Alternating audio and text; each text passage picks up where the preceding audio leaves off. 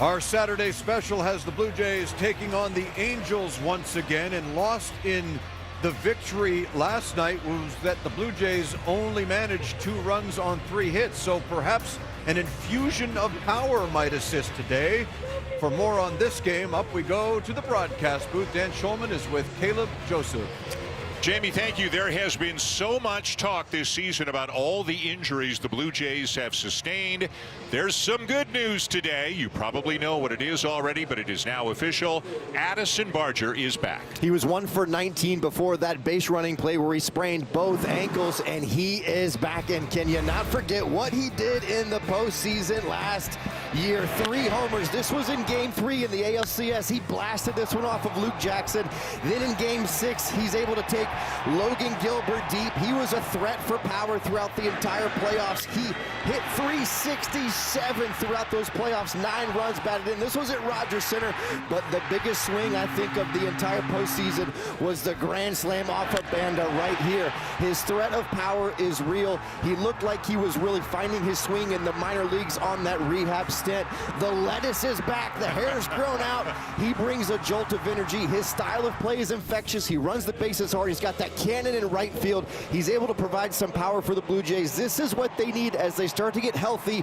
Injection of life, and I hope Barger brings that today. They like the lettuce. It's the power they're really excited about getting back. No restrictions, says John Schneider. Barger hitting second, and he'll be out in right field in support of Trey Savage, Jamie, making his 3rd start of the regular season this year. All right, gentlemen, you can hear the energy in the crowd assembled to see Vladimir Guerrero Jr. and the Blue Jays take on the Angels. We'll have the first pitch on Sportsnet right after this.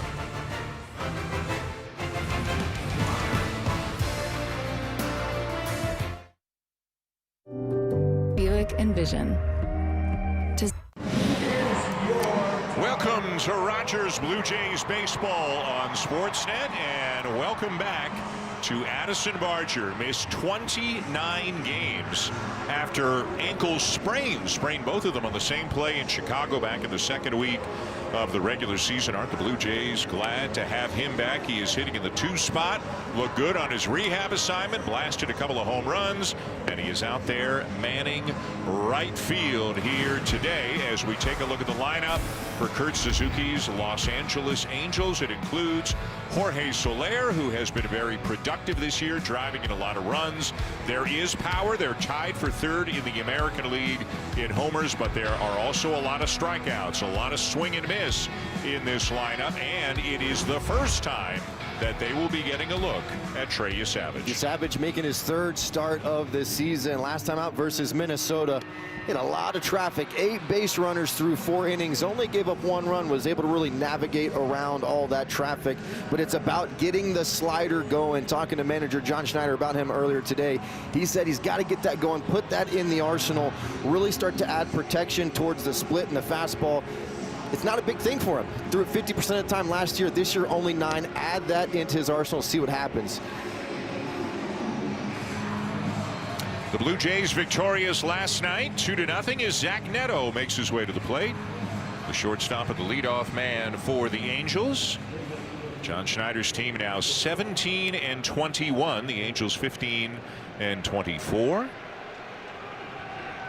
Malachi Moore is the home plate umpire. It is another big crowd here on this Saturday afternoon at the ballpark, as Neto gets ready to go. 1 for 4 in last night's game, hitting .222.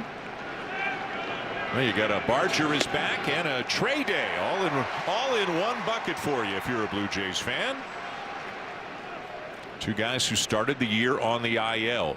It's coming slowly, but bit by bit this Blue Jay team is starting to at least resemble the team from last year as they start to get some of the injured guys back.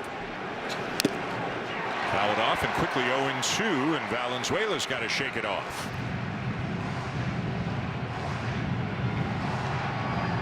Just part of the deal, right? He got one early in yesterday's game as well. If he gets a good performance out of his starting pitcher, I think he'll wear a foul ball in the 1st inning every time. 2nd start in as many games for the rookie, and his 8th in the last 13 games.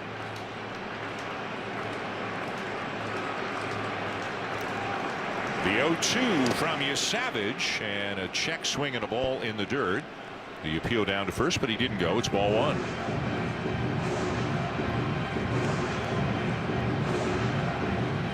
Believe it or not, just his 6th career regular season start. 3 last September. This is his 3rd this season.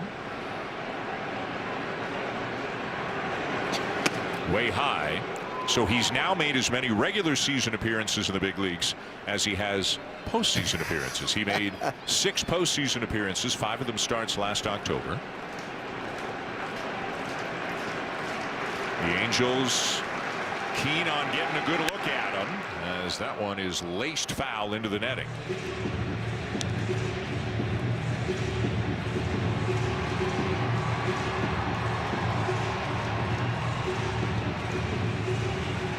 Neto, a dangerous guy, not off to a great start this year, but has a lot of pop. 26 homers a year ago. Got him. That ball just disappeared on him. 1 down. Yeah, it's the splitter from Savage. Nasty downward darting action. The 56th time Neto has struck out. That was a nasty, nasty pitch.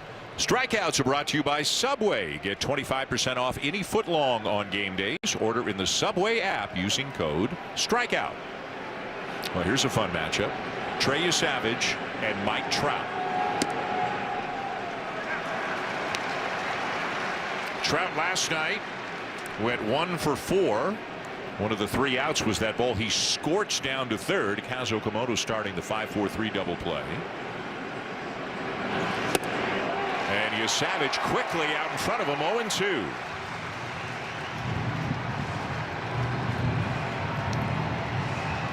Couple of sliders so far in this at bat. The pitch you talked about, the 3rd pitch in Savage's arsenal, but one he will break out more against right-handed batters. Fastball fouled off. In the action on those sliders, they look really good, especially that 0-1 to Trout right before that previous pitch. Really, really good darting downward action towards the glove side.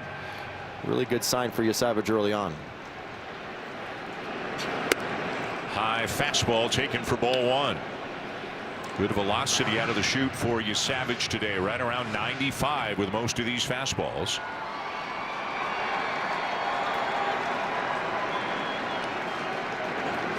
Got him. Back-to-back strikeouts with the splitter. So we call it the triangle approach. Up fastball, down and away with the slider, down and in with the split. You see the fingers on each side of the baseball. Look at that ball moving down and in like a back foot slider from a lefty. He's got really good stuff today. Hit all parts of that triangle versus Trout in that one AB alone. 2 down, and here's the first baseman, Nolan Shannawell.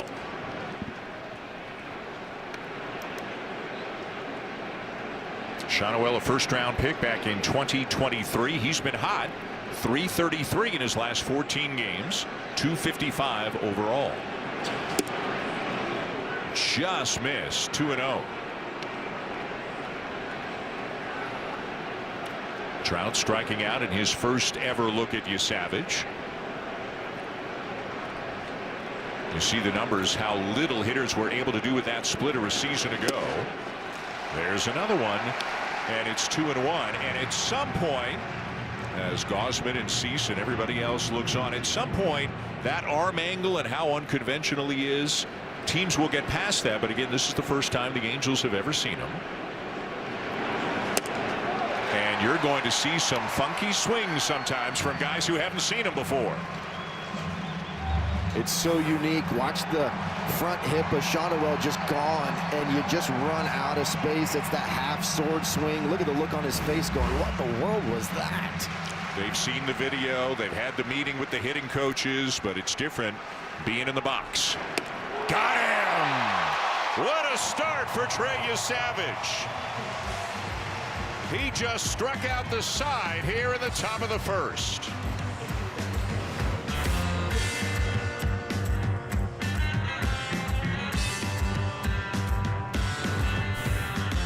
Springer, as he gets ready to lead off the bottom of the first inning, DHing again. A look at the Blue Jay lineup, and again a big welcome back to Addison Barger. There he is in the 2 spot. his incredible numbers from the World Series a season ago. Kaz Okamoto hitting cleanup. Sanchez Varsho, back-to-back lefties, 5-6. And then Ernie Clement, Andres Jimenez, and Brandon Valenzuela rounding it out. The Blue Jays will see Jack Kohanowitz for the second time. They saw him about 3 weeks ago. He's a tough customer, Caleb. He's got good stuff. Yeah, he puts the ball on the ground, making his 8th start of the season. You mentioned that last start. Induced 8 ground balls. He will be getting that ball up, focusing on the bottom half of the baseball. He gave up just 1 run in 5 2/3 to the Blue Jays in Anaheim on April the 21st. Springer steps in at 195 when 1 for 3 in last night's game. Count now even at 1-1.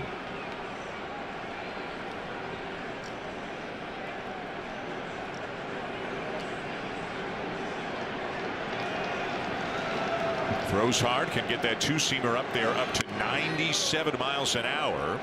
That's it again. You can see the movement on it. It is running in hard on the right-handed batters. He's a large frame, 2'6'7". See that really long wingspan. You got to hang in there as best you can. Good extension. Springer bounces one left side. Moncada ranging to his left and across the diamond to get him 1 down.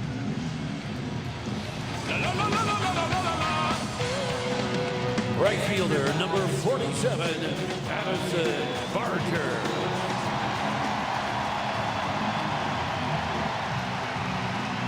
Barger missing 29 games after the ankles injury in Chicago. The left more serious than the right. That's the one that kept him out. So, you know, they've only played 38 games. Caleb, he missed 29 of them. Kirk has missed more than that. Springer's missed about half of them. Lucas is on the IL still. So, but again, just seeing Springer at the top, Barger hitting second. They're starting to look more like themselves. He played 3 games on rehab, Barger did, in Dunedin, hit a couple of home runs. So looking and feeling like himself, and anything John Schneider can do to find a little bit more pop in the lineup is good news for this team.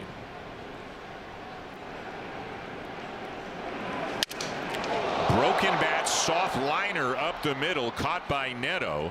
And I hope that bat didn't mean too much to Addison Barger. It only lasted 1 at bat. Takes some brute strength to really power through a sinker like that and have that bat head fly all the way to the infield. We know he's built like a fire hydrant. Look at this contact position. It's right towards the label, and when you swing as hard and quick as Barger does, you get a multi-piece fracture. And this is what guys with good 2-seamers can do. They can break some bats.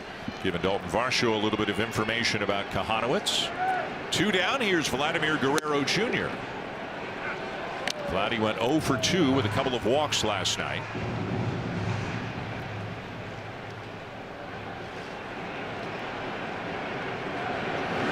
I would think, and you know, everybody knows the last week to 10 days especially, it's not been what Guerrero wanted. He'd love to hit for more power. They'd love to see it. Still hitting over 300, but he can look ahead of him and see Springer and Barger and a red-hot Okamoto hitting right behind him. I don't know if you would, you know, use protection as the right word, but you know, 10 days 2 weeks ago when they got together other teams to talk about the Blue Jay lineup, this is the only guy probably they were talking about. No question. But no now, question about it. Now they're talking about other guys too. Line drive left field, but caught by a hard charging Josh Lowe. Good contact, but it's the 3rd out here in the bottom of the 1st.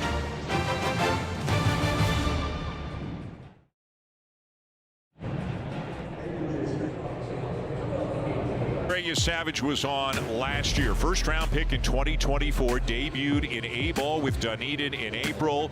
Was promoted to High A Vancouver in May. AA New Hampshire in June. AAA Buffalo in August. The big leagues in September. And then, of course, had so many good appearances in the postseason, including a great outing against the Dodgers at Dodger Stadium. Game 5 of the World Series. Pitched back here in Game 7 as well. I think at some point last year, probably when about he got to AA, the front office, the coaching staff, they allowed themselves to start dreaming a little bit about Savage. Hey, he might be able to help this team this year as in last year.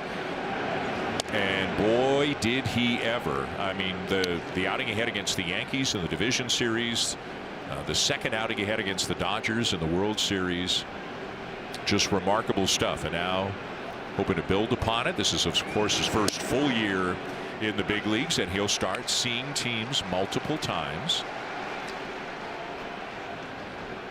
But it's so important for them to have him back with all the injuries they've had on the pitching staff this year. 1-2 on Jorge Soler, who gets into one pretty well, hits it a long way to center, and it's off the wall on the fly. Barger will back up Varsho, and Soler will stop at second with a leadoff double. Well, he's thrown a bunch of really good sliders in this outing. Yasavich has, and Soler known for having a bit of a medium speed bat. If you hang one of these sliders in the middle of the zone or thigh high across like that one was right there, he can put a charge into it. Thought off the bat, Varsho had a really good beat on it, but that ball just kept carrying, Dan. That was the third slider that Soler saw among the 4 pitches he saw in that at bat. So here's Joe Adell, the right fielder, hitting .266 with 4 homers. And he'll take one high as that splitter stays above the zone. Ball 1. Adell 2 for 3 with a single and a double in last night's game.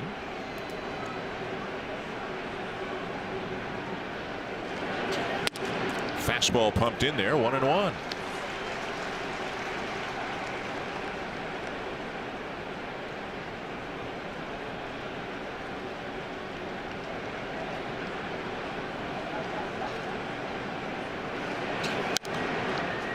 Another foul off on another heater, and it is 1-2, and that one up over 95 again.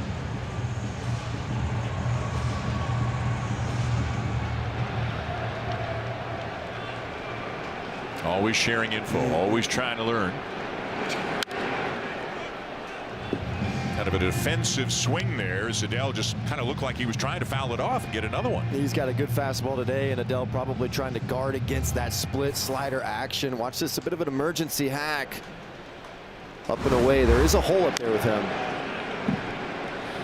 And this is where Yasavich can be so tough. In addition to the arm angle, which is unlike anybody else's in a baseball, he can ride that fastball up, and then if the splitter's good, it is way down. You talk about changing the eye level of a hitter.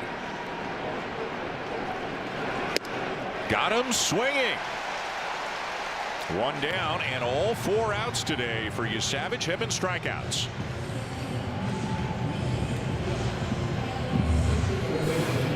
There's the split grip. And when you locate up and away, when you locate down and in, and you change that eye level you were just talking about, sometimes you do get away with some pitches kind of middle. Gets away with one right there. Now Yoan Moncada, the third baseman for the Angels, hitting just .173 and a ton of strikeouts this year. 98 at bats, 41 of them have been strikeouts. At one point back about a decade or so, the top ranked prospect in the sport. And he's in his 11th year in the big leagues, most of it with the White Sox, a .250 lifetime hitter.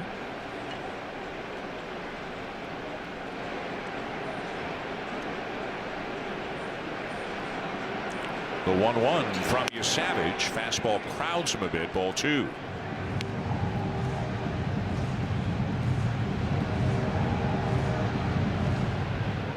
What a job Dylan Cease did last night. 7 scoreless innings. Didn't walk a batter. That splitter got away and almost hit him.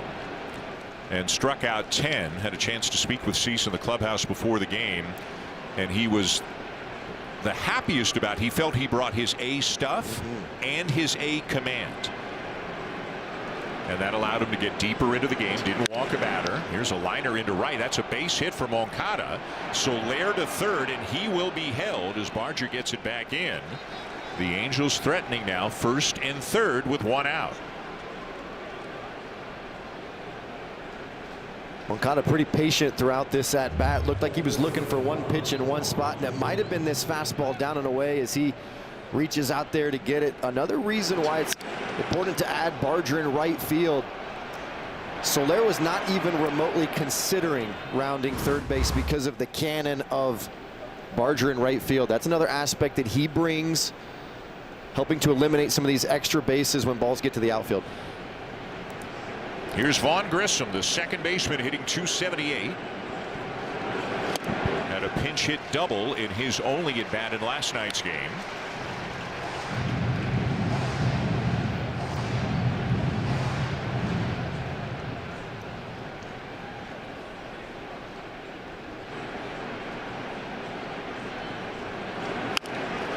Pop back foul out of play and quickly 0-2.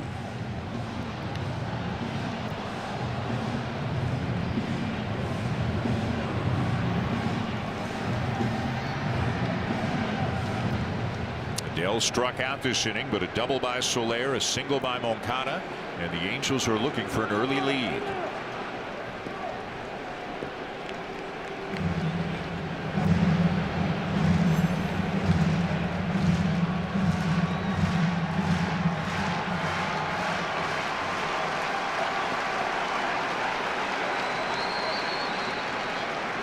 The 0-2. Splitter taken low, and Grissom never even offered at it, didn't flinch at all.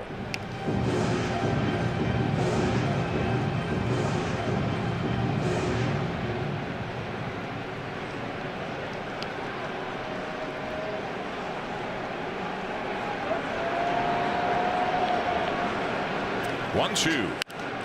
Fastball, and again fouled out of play. How tough is it as a hitter to cover a fastball up above the belt and then a splitter down below the knees? Yeah, really impossible, especially when you have a lot of the velocity and the uniqueness of his delivery, especially with 2 strikes. You're trying to battle, but Grissom's trying to get this ball into the outfield. He's probably trying to raise him up. Good block there by Valenzuela. It's 2-2. In terms of sight lines, and we see that quite often with Kevin Gausman as well. Sometimes teams will try and eliminate the pitch that starts middle and try and hunt him up in the zone. If it starts middle and it is moving downward, it's going to finish underneath. So you try and raise your eye levels up. Fastball line to right field. Barger's got to go back a couple of steps. Makes the catch. The throw to the plate. Got him!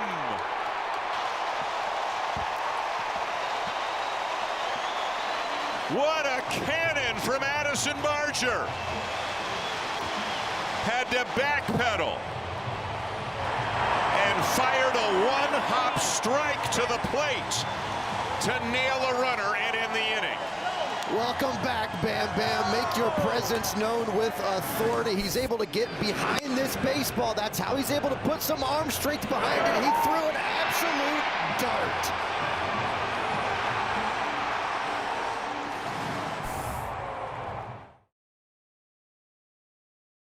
When he lands on his left ankle, which was the really troublesome one that he injured, it was really unstable for a long time until recently. He's been hitting for 3 weeks. He's been running for the same amount of time, but making a 101-mile-per-hour throw like that, Dan, that takes some ankle strength. Unbelievable throw as Kazuo Komodo hits a one-hopper out to second and is retired. That was the hardest throw of Addison Barger's career, and there are maybe 2 or 3 other guys, O'Neal Cruz and maybe 1 or 2 others, who can throw a ball like this. A one-hop strike to the plate, no tail on it. George Springer and everybody else just admiring the cannon that belongs to Addison Barger. I got goosebumps watching it again. Arm strength obviously critical, but what about the setup before he caught the ball? How much did that play in? He was able to get behind the baseball and still borderline flat-footed, but he was able to get behind it, which allowed him to get a couple steps moving forward, which is everything. Momentum is everything, and then you add on the natural arm strength. And I love the tag by Valenzuela as well, the one-handed grab. Don't go after that with 2 hands if you're a catcher. Grab it with 1 hand. He caught it in the webbing, was able to really reach across, but oh my goodness, I mean, that is just outstanding how his footwork was able to work throughout this. Look at him get around it. See that little bitty C-cup move right there to get around it. That was a linea right off the bat. Those are very difficult ones to really work your feet to get around it so you can start moving forward. So many guys will kind of drop step and catch that on the backside and then have a flat-footed type of entry into the throw, but he did it perfectly. Now Jesus Sanchez with a tapper back to the mound, and he is retired 2 down and 5 up and 5 down for Jack Kahanowitz. Let's talk about the roster situation a little bit with Barger back. You can see Davis Schneider is here. The move was Yohendrick Piniango, option to the minor leagues, and as everybody knows, Piniango has been hitting very well. John Schneider was obviously asked about it before the game and said it basically just came down to opportunity. Barger's a left-handed batter.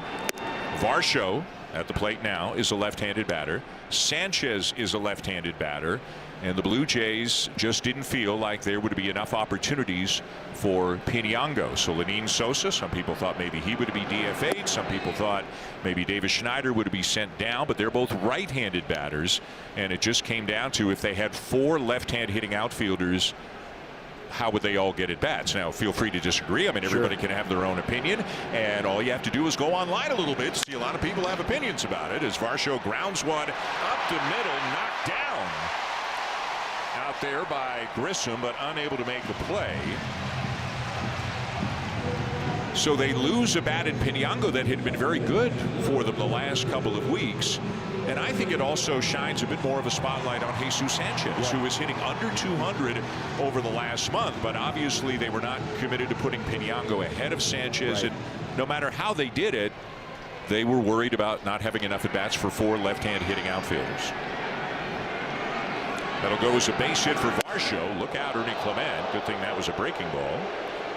Your thoughts on the roster move? Yeah, I get it, and sometimes having options can hurt you. You're talking about depth moves. Could they have done a couple of different things? Yes, I also think that Piniango really needed to kind of have consistent at-bats to continue to produce. It's really hard to be a rookie and not get consistent at-bats. Clement rolls one up the middle. The long throw by Grissom is not in time. It'll be an infield hit for Clement. And Kurt Suzuki is looking back to the phone to see if the Angels want to challenge this. They will not. So the inning will continue. Back-to-back infield hits for the Blue Jays. This ball's on the outer half, and Ernie just kind of slaps it right back up the middle. And because he's already moving towards the first base with that swing, we call it a jailbreak swing, trying to move towards it, he's in stride and barely is safe. So first and second, there are 2 outs, and here is Andres Jimenez.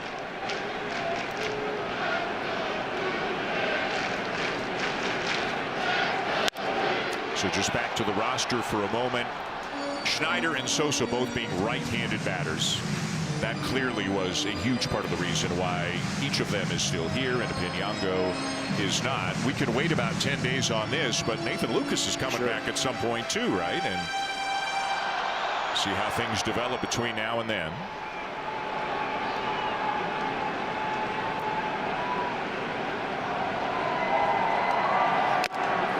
Quickly 0-2 on Jimenez.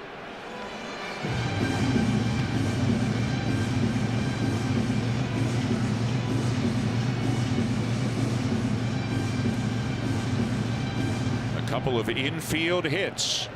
Varsho and Clement. And Jimenez trying to break through against Kahanowitz.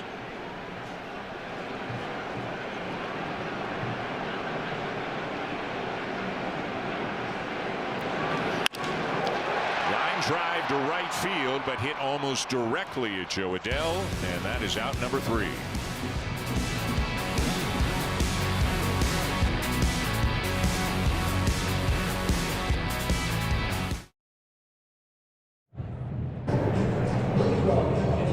My surroundings, it's Barbie Day here at the ballpark, one of the most popular theme days.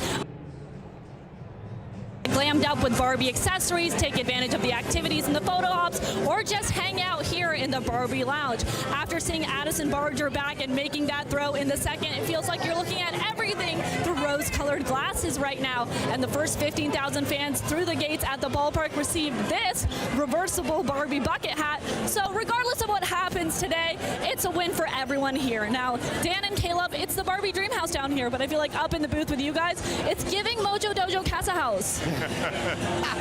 Although I think each of us, your daughter wants a Barbie hat. Yes. And my mother-in-law sent me the most exciting text I've gotten in a long time today. So Love the giveaways. They do such a great job.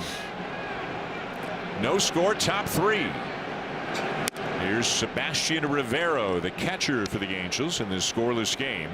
The Angels are without Logan O'Hoppe, their #1 catcher, on the IL with a fracture in his hand. And then longtime big leaguer Travis d'Arnaud just went on the IL with plantar fasciitis. So they've got Rivero, their #3 guy, and then Omar Martinez, their #4 guy, in effect, who just made his major league debut last night. Kurt Suzuki's a catcher himself, so he knows how challenging that is. There are catchers everywhere, managing, broadcasting.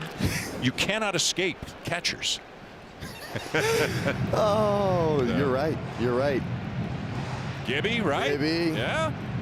We're like rats. We just hang around. Schneider, Butera, they're everywhere. Yep. Slowest people in the building. All the catchers.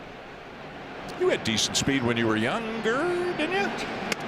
I was a shortstop that couldn't hit, couldn't throw, had decent hands, and couldn't do anything else, so they put me behind the plate. All right. So yes, it was a better speed. I mean, you got to the big leagues. Worked out for you. 2-2. And Rivero does well to get a piece of that. That's the down and in splitter, similar to the spot he got Mike Trout. Yeah. Starts working that type of action. You draw their eyes all the way down. You can pop them upstairs, slide them away. Tyler Heineman setting up between Dylan Cease, Kevin Gausman. Again, what a job Cease did last night. He was so pleased with not only last night, but his last week leading up to the start. He said he felt great about the work he did in between starts. Wanted to really focus on one aspect of his delivery. Thought his hands were getting too far away from him. Wanted to be more compact, tighten it up. Took it into the pregame bullpen session. Took it to the mound in the first inning. And when he gets out of the first inning in 10 or 11 pitches, he feels pretty good about things. He starts tracking pitches as Savage walks Rivero. You know, about the 4th inning, he starts looking up at the board to see how many pitches he's thrown, because he wants to get deep into the game. And again, as he told us before the game, he felt last night was the best combination of stuff and really execution and command that he has had in one start so far this year. You could tell he's starting to think creatively about how he can get deep into the games. His pitch mix and usage was really, really nice. He's starting to think about front hip sinkers, backdoor sliders. Josh Lowe shows bunt, gets it down. Savage got to hurry. They don't get him.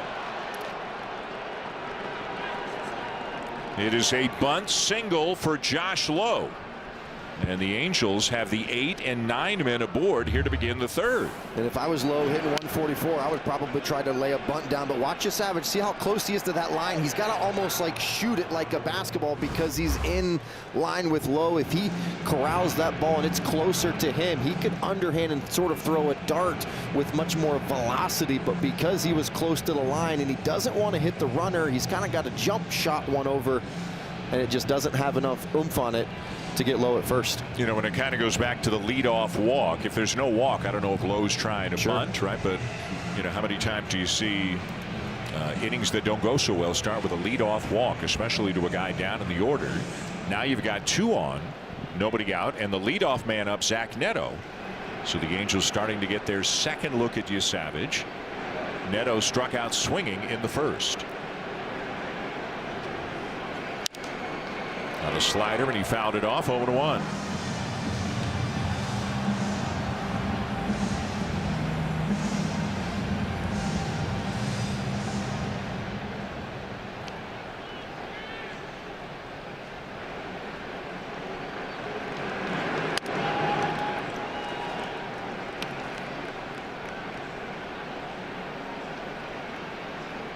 First start against the Red Sox, 5 1/3, did not give up a run, didn't walk a batter.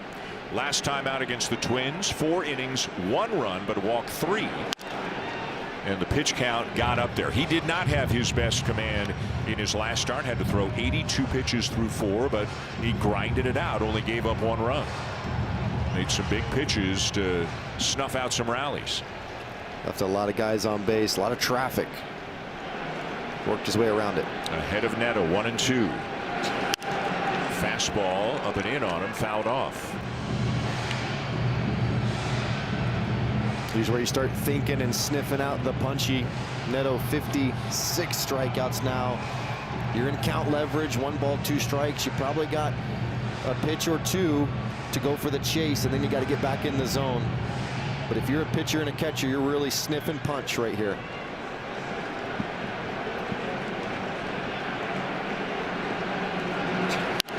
Fastball and another foul off.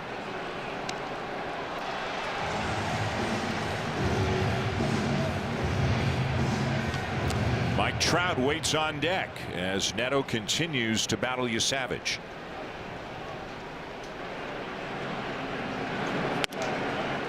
Check the swing. It's inside, ball 2.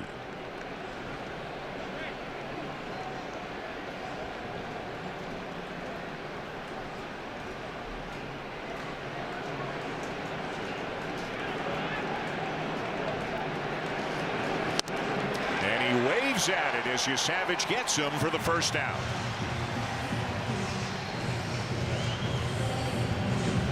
It's a breaking ball on the outer half, and Neto was in swing mode right out the gate, swinging it. A lot of these pitches, and if you have a guy in swing mode, you can go underneath or you can go wide.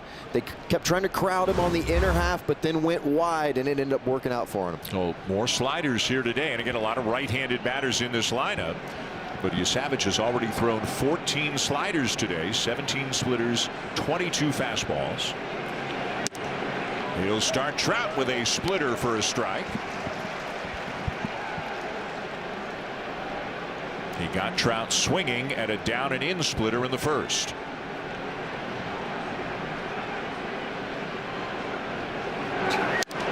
Oh, and 2.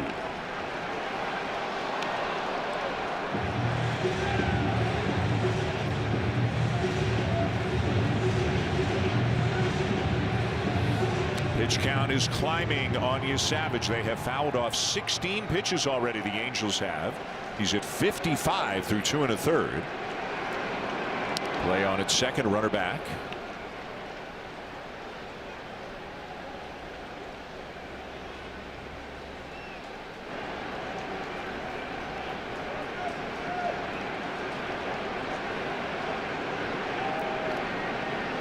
Out in front of Trout, 0-2. Got him. Strikes him out for the second time. Well, the big boys, they execute when they have to, and the minute that runners got to first and second, Savage just started executing. He executes perfectly to Trout with the fastball to get him on that swing and miss, and a perfect 2-strike slider down and away. It's got good downward tilt today. Nolan Shonowell, the batter. So Trout has struck out twice. Neto has struck out twice. Savage struck out Shonowell in the first as well. Trying to get out of this situation here in the third. And he's out in front of another hitter, 0-2.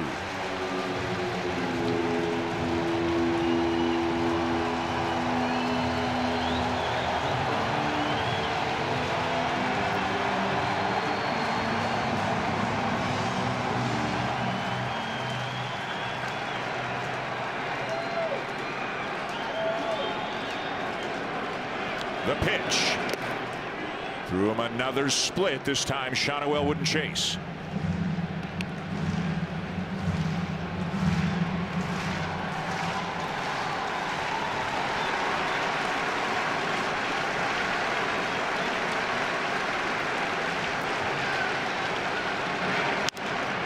Fly ball right field. Barger back. Has room and makes the catch. And Savage gets out of it.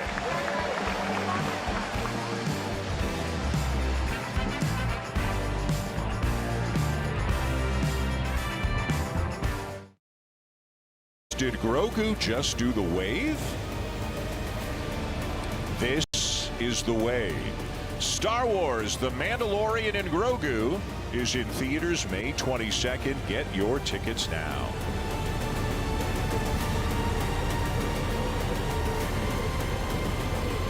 You know, Caleb, the force is strong within this one right No here. question about it. Built for greatness. If he were in Star Wars, he'd be a young Jedi right now, just learning, right? Love that. Doesn't know the extent of his powers yet. Were you, or is your son, your 11-year-old, are they into Star Wars at all? You know, bits and pieces, but in terms of being all in, I can't say. But I know what you're talking about. The Force, Jedi, yeah. Obi-Wan, there you Darth go. Vader. That guy's probably got a little bit of Star Wars in him. I would think. Max Scherzer on the IL. Again, had a cortisone shot for the forearm inflammation, hoping that they can figure this out and he can get back healthy again. No score in an eventful 2.5 innings here this afternoon. Here's Brandon Valenzuela hitting 192. Valenzuela hitting in the 9 spot. Jack Kahanowitz on the mound for the Angels. You know, maybe not quite a household name, but he is a talented starting pitcher. Brought in an ERA just over 3. And good contact there from Valenzuela. Tough to get the ball in the air at all against Kahanowitz, but Valenzuela lines a single to right. Especially against a changeup that's moving away from you. Look at the target. It's down and away. Finishes middle down, and he just scoops right under it. Watch that barrel get on plane and get underneath that baseball right off the end. Good direction. Good start for the young fella. Leadoff man aboard, and now top of the order, George Springer, who grounded out to third in his first at bat. Swings through it, 0-1.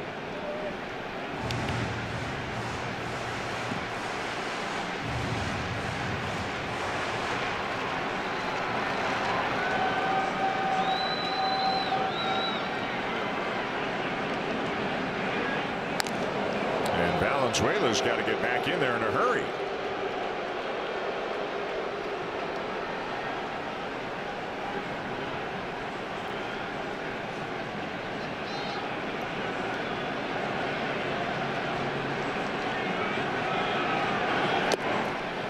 And then Springer, obviously thinking he was getting maybe that 2-seam fastball, instead got the slider down and away, and it's 0-2.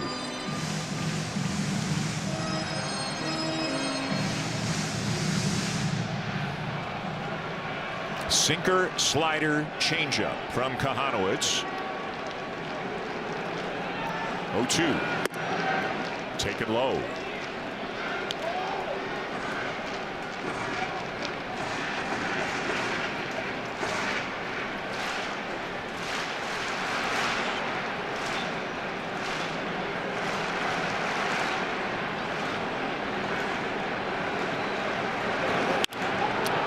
Springer has popped it up wide of first. Shotwell drifting down the line to make the catch. 1 down.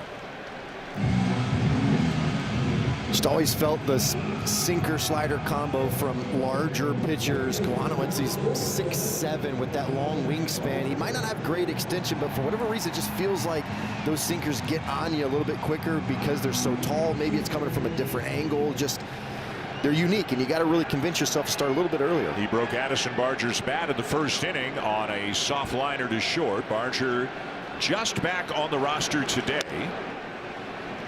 As you saw from the numbers there, he got off to a slow start this year before he got hurt. He's 1 for 20 on the season, had a double in Chicago.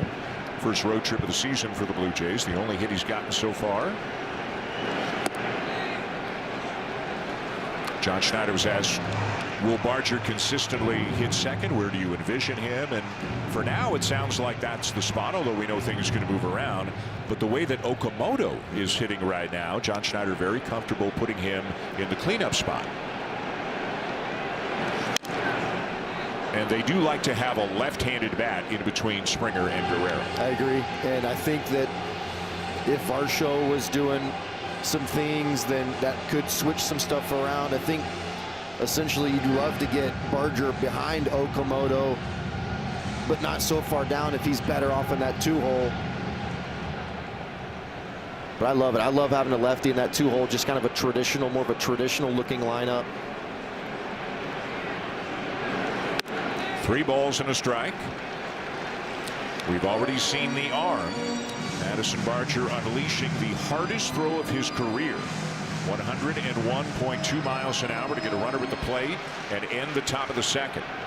Now looking to contribute with the bat. He'll draw the walk. And it'll be first and second with one out.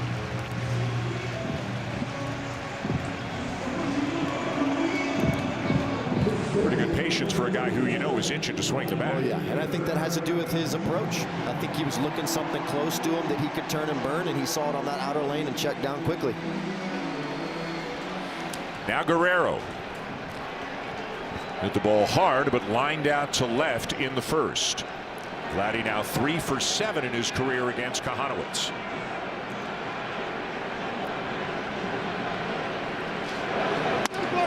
Slider slips out of the hand of Kahanowitz, ball 1.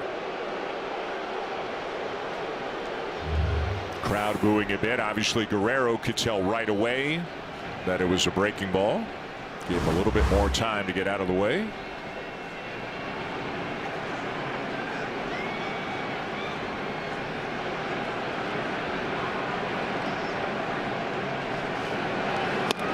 Swings through it, 1-1.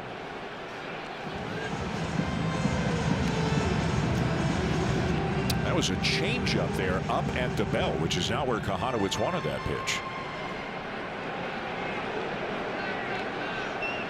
When Guerrero's on, he's crushing mistakes.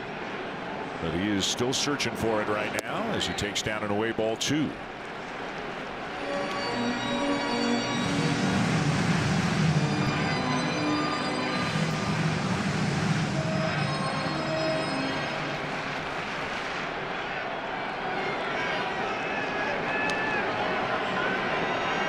Valenzuela at second, Barger at first. And it is hit sharply to first. Shanoel will recover to make the play. He got enough of it to slow it down and keep it from going into right field. And that'll be 3-1 on the putout for the second out as the runners advance. Yeah, the epitome of hit the ball where it's pitched. It's on the outer half, 101 off the bat. Shanoel's placed perfectly. It tries to eat him up, but he's able to get that ball right off of the heel of the glove. Look how deep that ball is on Vladdy. Very good swing there, trying to drive in a pair of runs.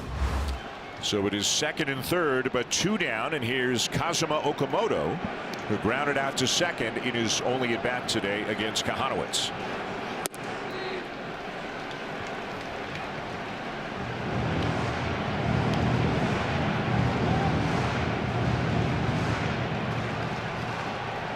On a 7-game hitting streak, hitting .370 with 5 home runs in that stretch. High in the air to right center. Back is Trout, and on the track he will make the catch for the third out of the inning.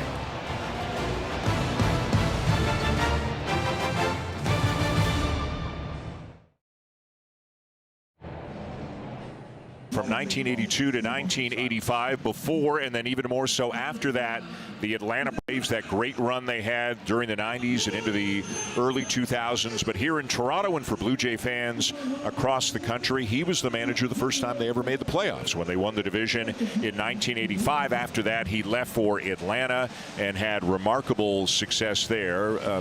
One of the best managers the game has ever seen in Toronto. He managed the Bell, Mosby, Barfield, Fernandez, Garcia, Witt, Martinez, Mullenix, Orge, Willie Upshaw. Those guys, those were Bobby Cox's guys.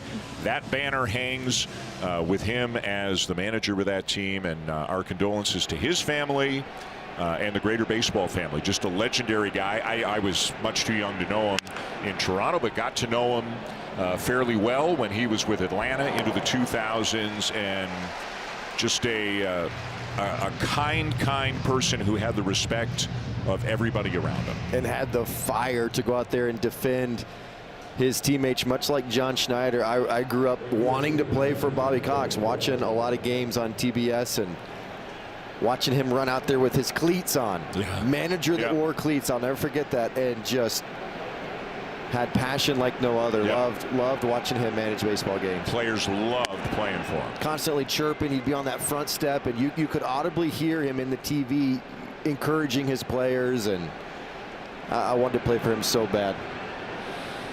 Here's Joe Adele with one out in the top of the fourth of this scoreless game. A little bit late on that fastball, 1-1. You know, so all those great Maddox, Glavine, Smoltz, Chipper Jones, Fred McGriff, all those teams, those were Bobby Cox's teams in Atlanta.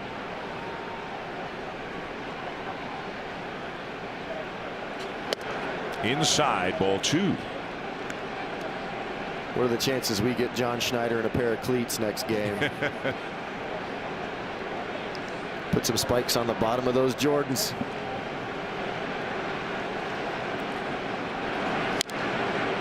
Fouled off now, 2-2. There they are right there.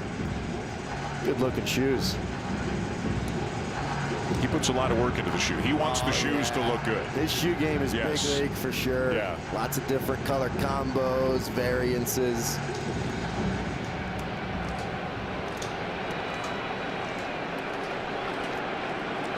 The 2-2. Down and in, and did he get hit? Yeah, he did.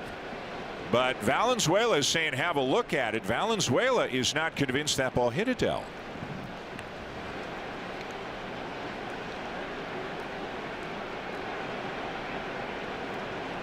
Got 15 seconds, and the Blue Jays will not challenge. So that is a hit batter. A lot of time there's an audible noise you hear as we check this out right off the toe, just right off the toe. You hear an audible click back there, and it's possible that Valenzuela didn't hear that. And a lot of times that ball will change direction too. But it'll go down as a hit by pitch. 1 on, 1 out for Yoan Moncada, who had a base hit back in the second. Savage had 2 men on in the second, got out of that. 2 men on in the third, got out of that. And now 1 on with 1 out in the fourth. Swing and a miss, 0-2.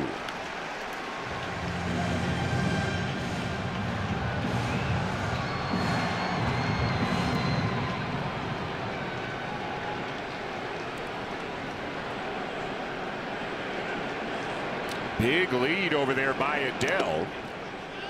Had to break it down. It looked like he was going, but it got so far out there so early he had to put the brakes on. Yeah, he did. Put the brakes on, and check out this block by Valenzuela. Watch him contort his body up to get it right centered down, and see how he's angled. That allows that ball to fall straight down. If he raises his chest up, that might kick out, allow Adele to reach second base. Count now 1-2. And time requested at the last moment by Moncada, just as Savage was starting his move to the plate. Those are tricky ones.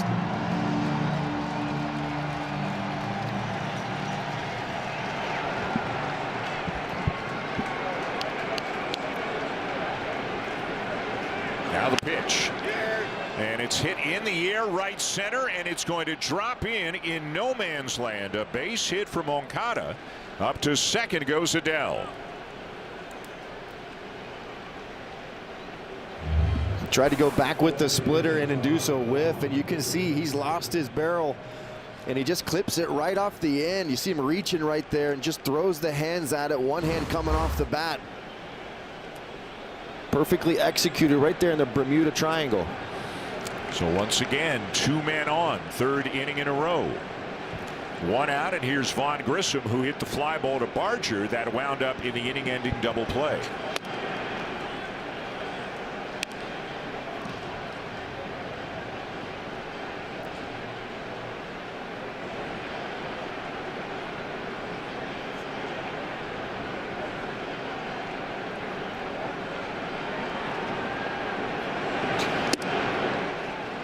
That's in there, 1-1.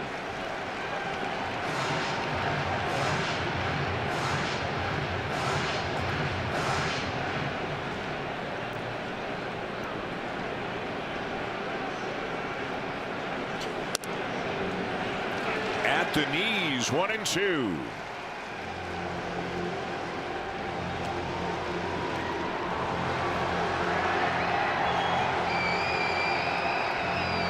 He's pitching well, but somewhat stressful innings. Sure. You know, a bloop single, a bunt single, but they're still on base. So he's been having to deal with runners most of the afternoon. Just low, and it's 2-2.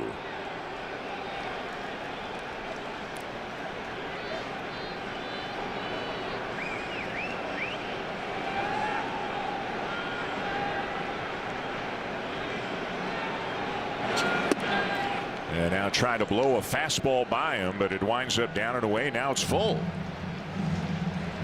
Yeah, high stress pitches after a really easy cruising 1-2-3, struck out the side in the first. They've created traffic and really made him work for it.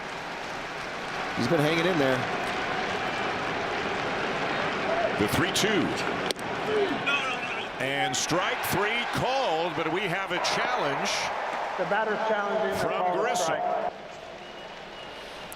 This closer look is brought to you by Specsavers, and it is low, so a successful challenge, and that's ball 4 to load the bases. Los Angeles has 2 challenges remaining.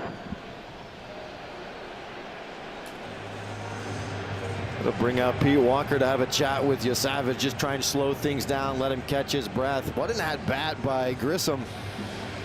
Some down angle pitches. I have no idea how in the world he's taken these, because Savage is not far off, and with that down angle, a lot of that ball seems to be crossing the plate for a long bit of time and then darting right out towards the bottom. He's had probably the best at-bats of any Angel today so far.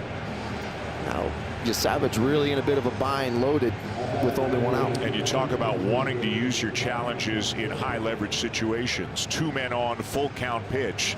That's an important spot. So good decision there by Grissom. And right away, he was emphatic about it.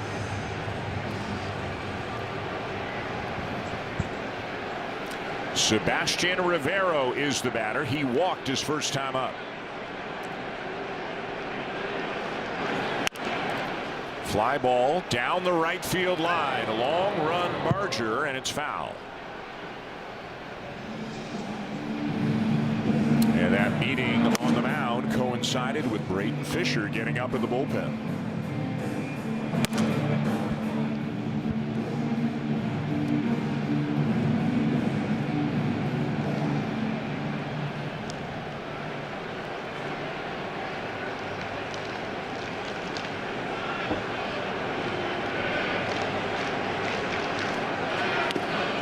Blocked by Valenzuela.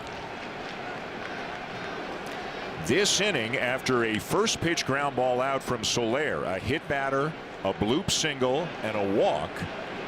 So they haven't hit him hard, but the bases are loaded here with 1 out.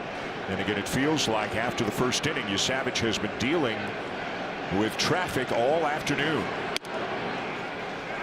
1-2.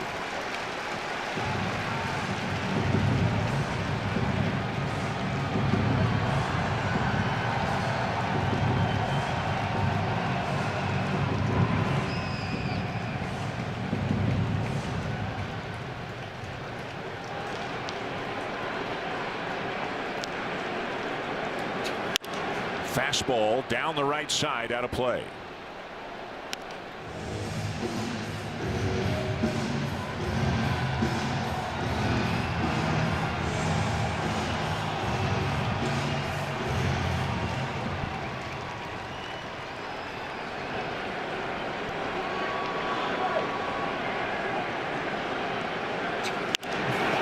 And another foul off. Angels deserve a little bit of credit too. They're having good at bats. It's funny you said. I was just thinking that, they've taken a lot of good pitches. They fouled off some good pitches. You combine some mistakes with some really tough foul offs, and before you know it, you're in the position you are in. That being about Trey Savage. That's the 21st pitch the Angels have fouled off today. And a lot of that sometimes is based off of where you're missing and then sequencing. Have you really set the guys up properly so they're not able to cover? Have you established certain lanes so that you do get a little bit more leeway and protection when you go to the other side of the plate or up and down? Missed outside, 2-2.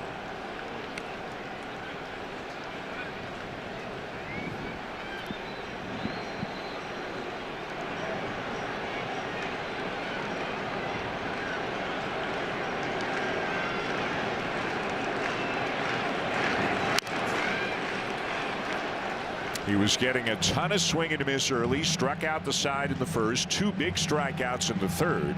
Neto and Trout each for the second time.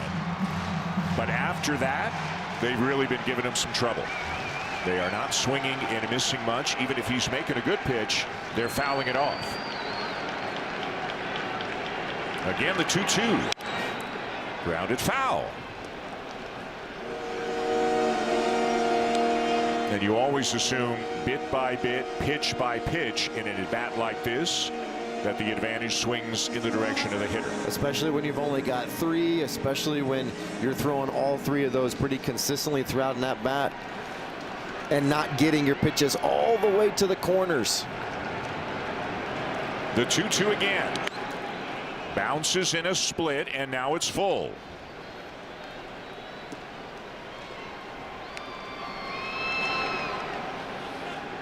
Pete Walker a little bit more stressed than he was in the first inning of this game when Savage struck out the side.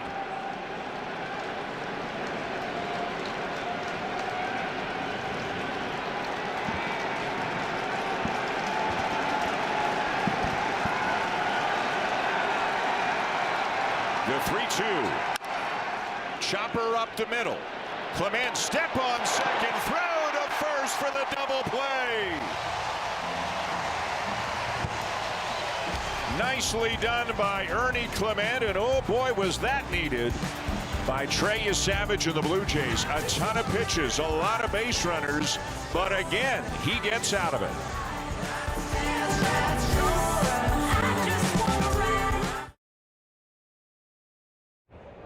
Stanley Cup playoff action comes your way a little bit later on. The Hurricanes are up 3-0, looking to send the Flyers home. That is 6 Eastern, 3 Pacific on Sportsnet. And then a little bit later on tonight, the Avalanche and the Wild. It's 2-0 in that series, 9 Eastern, 6 Pacific on Sportsnet and Sportsnet 1. Meanwhile, moments ago, John Schneider over to talk to Trey Savage. And that's it. That's going to be all for Savage. Again, it was a grind of 4 innings. Well, at least the second, third, and fourth. Made the pitches he had to make, got the defense behind him, and didn't give up a run. But if 4 scoreless innings can be a grind, that was it right there. For sure. 87 pitches, but it's going to feel like 107 just because of the high stress. And they've got a fresh bullpen because of what Dylan Cease did yesterday, going 7 innings.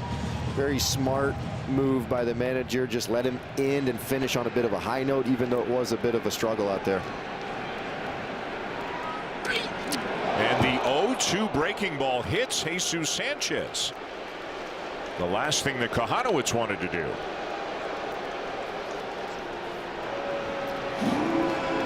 Tell you what, hit by pitches, they don't feel good. Little ball hurts, but if it's 0-2, you take it. You just say, I gotta take this one for the team. He spins over, hits the back of the heel. I never was more excited than to get hit 0-2, thinking I went from strikeout to base runner. Here's Dalton Varsho, had an infield hit in the second. The Blue Jays have 3 hits in the game. Varsho and Clement had back-to-back infield hits with 2 outs in the second. And then Brandon Valenzuela had a leadoff base hit in the third. But the Blue Jays have left 4 men on, as have the Angels. No, make it 5 for the Angels. My mistake.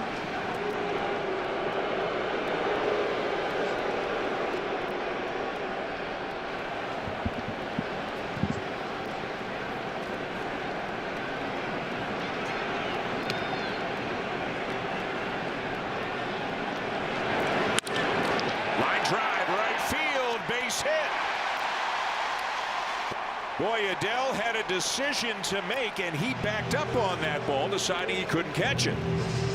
Yeah, it's 104 3 off the bat. It was right at Adele, and if he makes that first move coming in, I think he probably catches it right on the shoelaces. But Varsho goes down and gets this pitch. Watch this pitch finish in middle down. He just hinges at the legs. He bends down and throws his hands at it. Little whipping type of action, but Adele went right back right away. And when you see an outfielder go back and then have to really have that short hop, typically an indicator they made the wrong read and they should have moved forward. 2 on, nobody out for Clement. They're in on the corners.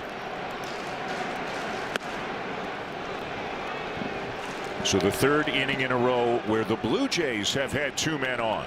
Both of these teams have had a lot of chances already in this one.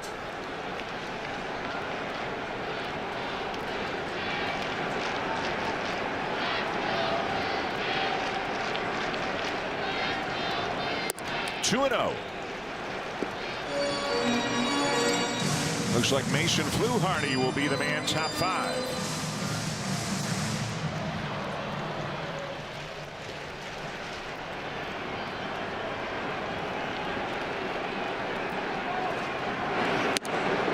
And Clement looks at strike 1. 96 at the knees with a 2-seamer.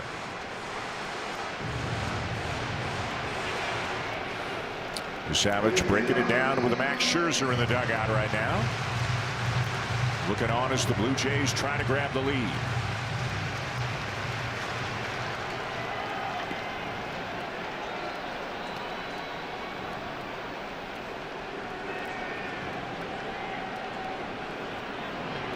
A long look back at Sanchez. And Clement takes another strike. 2-2.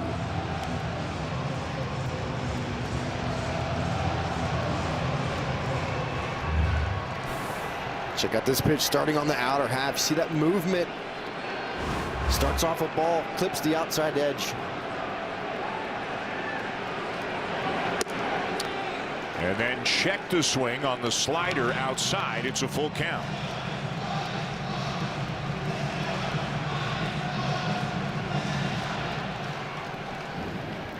Sanchez off second, Varsho at first. And nobody out here, bottom 4. Jimenez next.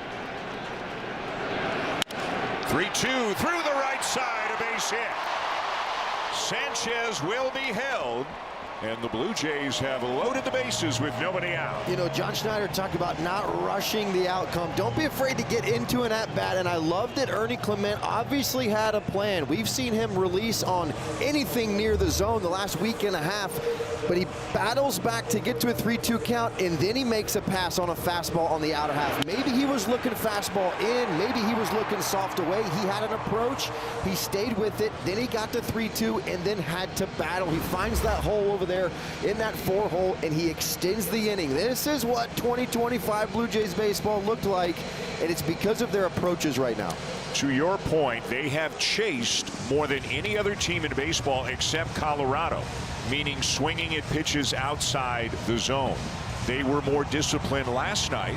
Now, only got 2 runs on 3 hits, but the approach was better, and you're seeing signs of it again today. What's the one word we heard over and over and over last year? It was process and get your A swing off. Well, they've been getting their A swing off, or been trying to, but their process has got to be rearranged, and it looks like they're starting to really lean back into the process. What gets us good pitches to get our A swing off?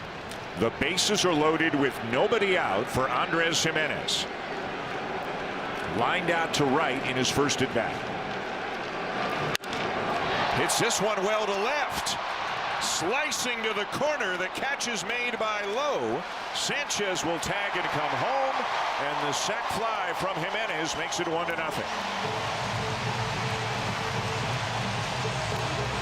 Well, as a left-handed hitter facing a sinker moving away from you, you got to really guard against that rollover. What do you want to do? You want to stay inside the baseball, let it travel. And this is something that Andres Jimenez does every day in BP. He has a sac fly round. Bases loaded, runner at third, no out, sac fly, get the ball in the air. He almost burns Low right here. Beautiful swing from the lefty. So it's 1-0 Blue Jays, and here's Brandon Valenzuela, who had a base hit in his first at bat.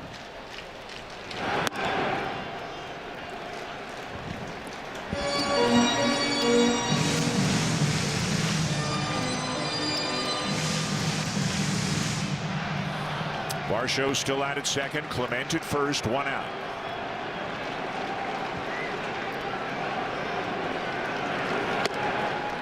Takes it outside, a ball and a strike.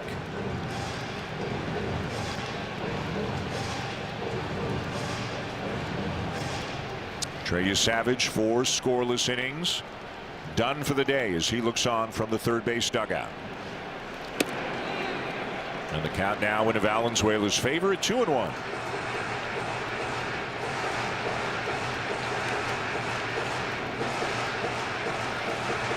Jimenez going to look at that swing.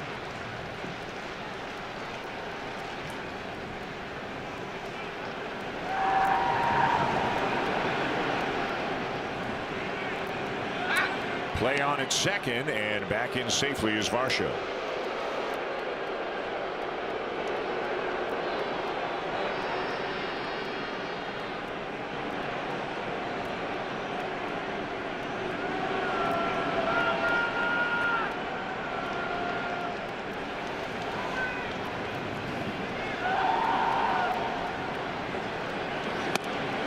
And that's ball 3. So you're a young hitter. Yeah. You want to drive in some runs. 3-1. What are you thinking about? Well, yeah, you got to be disciplined. Do you have a plan? What's your plan, and can you stay disciplined inside that plan? Can you execute? He's popped it up. Infield fly rule in effect. Neto drops it. He just wanted to see if any of the base runners would make a mistake. Infield fly, so that's an out. 2 down. Varsho's like, he didn't think he was going to get me on that, did he? It's a good pass, but it's a changeup, and you can tell he's just out in front. It's a really good bat path to that ball. I just wonder, is he sitting 3-1 changeup? As Neto trying to fool us all. Did not fool Varsho. 2 down, and here's Springer. 0 for 2. And he got a slider on the first pitch. He pops it up. Grissom the catch, and the Blue Jays will have to settle for just 1.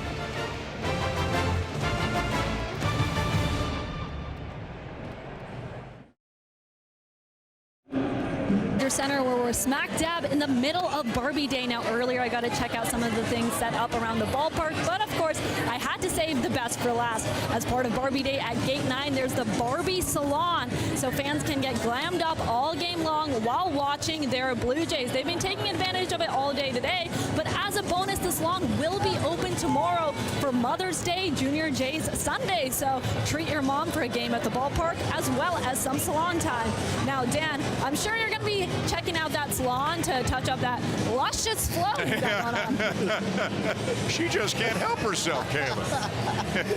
I love it. I'd say my salon days, well, they never existed, but they're definitely in the rear view mirror now. But yeah, tomorrow's going to be a big day, a Junior Jays Sunday and Mother's Day, and there'll be a lot of moms at the ballpark, and you will see a lot of pink around the ballpark as well. Major League Baseball does a great job on Mother's Day, you know, trying to raise research and funding for the fight against breast cancer. They do the same on Father's Day in the fight against prostate cancer.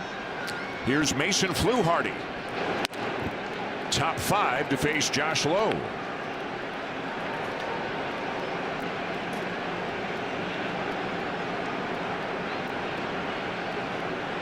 Lowe, the number 9 hitter in the Angels lineup.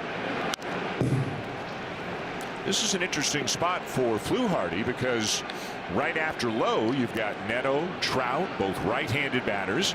But we have seen Fluharty have as much success against righties as he has against lefties.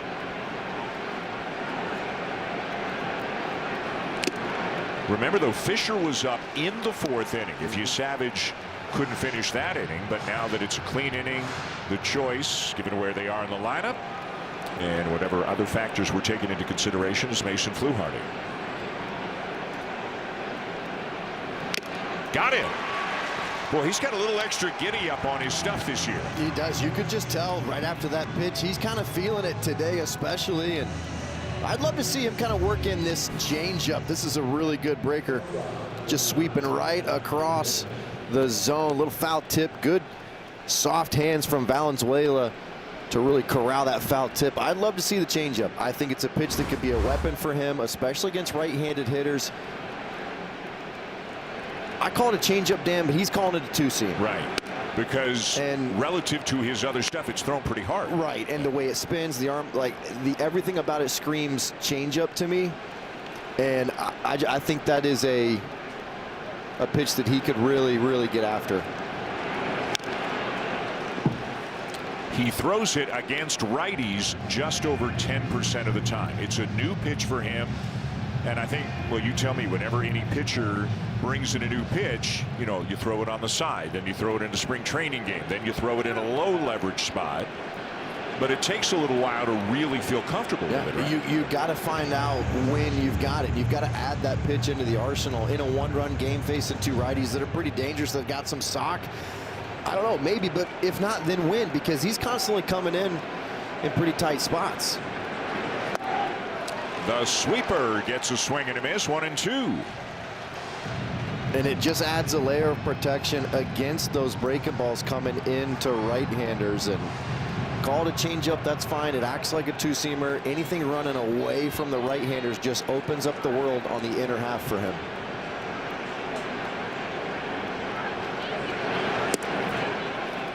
Didn't miss by much, 2-2.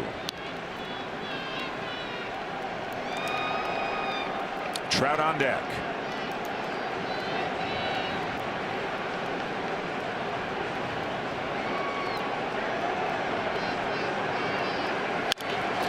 And a ground ball to short. Scooped up by Jimenez, and a good play to get him. 2 down. Gives us a chance to finish off the afternoon for Trey Savage. Struck out the side in the first, then a lot of base runners, but made the pitches he had to make. Got a little help from Addison Barger. Ernie Clement defensively did not give up a run. Could have gotten ugly. That earned run line could be 4 or 5, but he's just got that it factor in terms of being able to wiggle out of jams. Why was it like that? I don't think he was able to get the fastball to the top of the zone like he really wanted to. And if he doesn't have that triangular effect, it allows for a lot of foul balls. It prevents the hitter from really taking their eyes all the way to the top. Get that swing underneath. Now Mike Trout struck out in both of his at-bats against Savage. Is that the changeup right there? I believe so. And that's what he got Neto on. And I love it. I think you've got to really put that in your arsenal, use it so it becomes a part of the scouting report. There's the grip. See that circle? Look at that ball spinning away. And look at Trout. He's lost his lower half. That's exactly what you're looking for. And he got him. Strike 3 called. Mason Fluharty, 3 up, 3 down, including a couple of strikeouts. Still 1-0 Blue Jays as we check in with Jamie Campbell.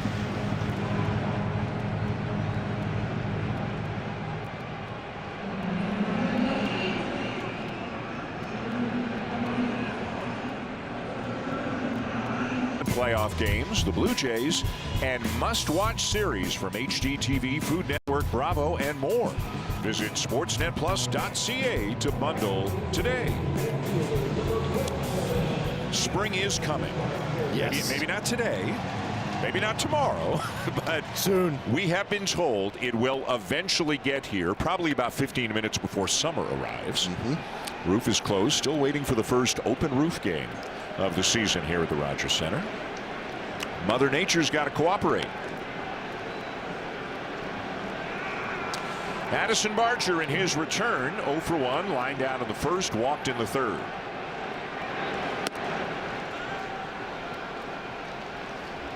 Oh, and threw out a runner at the plate on a 101-mile-an-hour missile from right field. I mean, dart.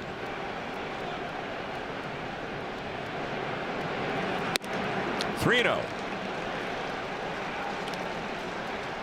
And he's a threat. Whether he's hitting second, fourth, fifth, doesn't matter. He's a guy everybody knows about. They know about the power. He's a threat.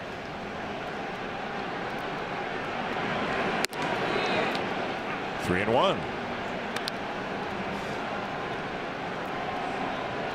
I don't know if that's an Ernie Clement bat or if Ernie Clement was using an Addison Barger bat. Like, I'm looking at the green tape and I'm saying, I've seen that bat before. But with Ernie, you never know, and everybody's getting mixed up with everybody else's stuff, so who knows who it is. So. That's a Barger. That's a Louisville Slugger. He's got his own company. He's got his name, his signature on the bench. See, LS, that's Louisville Slugger. He's got a signature right there. Stay still for us, man. A lot of bright colored bat tape. High, ball 4, and Barger walks for the second time in the ballgame.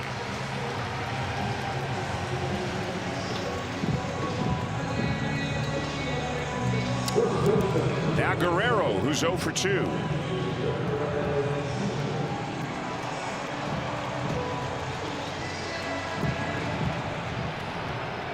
He's got to be happy with the contact in each at bat, but hasn't gotten a hit in either one of them.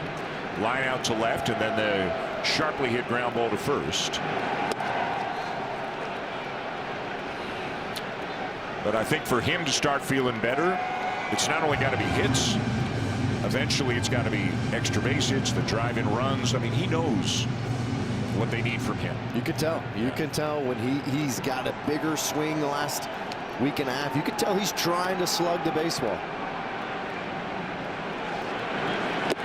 2-0.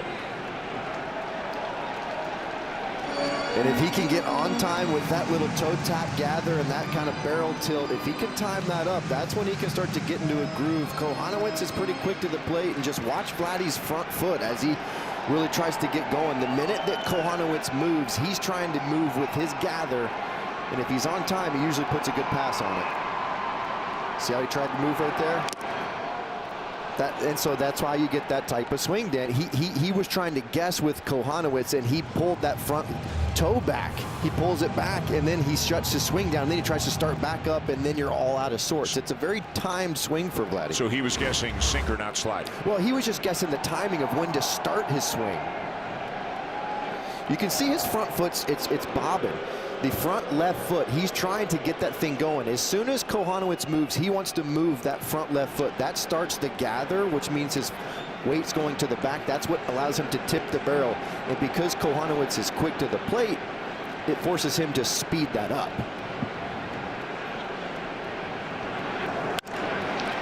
Fights it off into right for a base hit. Barger will round the bag and then put the brakes on. First and second, nobody out. And this right here is just why Vladdy is Vladdy. He's late getting started. See how late and quick that toe tap was? And then he's just got amazing hand-eye. To make that type of swing on that pitch in that location to get that result, very few in the big leagues can do that. The Blue Jays up 1-0 and got something brewing here in the bottom of the 5th for Kazuma Okamoto, who's 0 for 2.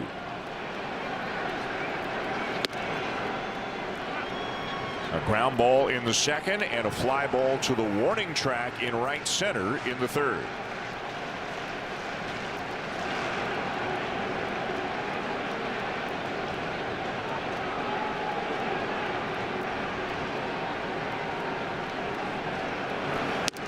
Outside.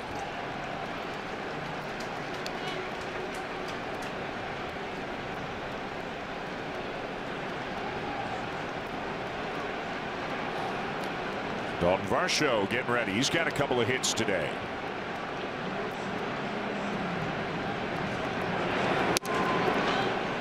And at the belt for a strike. Kohanowitz out in front of 1-2.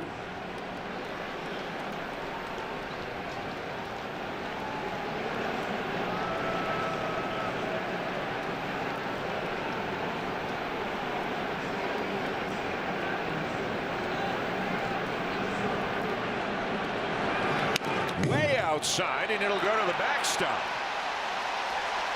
Kohanowitz unleashes a wild pitch to advance both runners. It's a big mistake by Kohanowitz. You got a 2-strike count. He just flat out yanks it. Absolutely zero chance for Rivero as he trying to give that up middle target reach all the way across. Now Okamoto with the infield on the left side playing back as they start to shift more in. He's got to get this ball in the outfield grass somehow. Little looper's going to drop. Here comes Barger. Guerrero had designs on going home, He'll put the brakes on and get back to the bag at third. Okamoto with an RBI single. It's 2-0.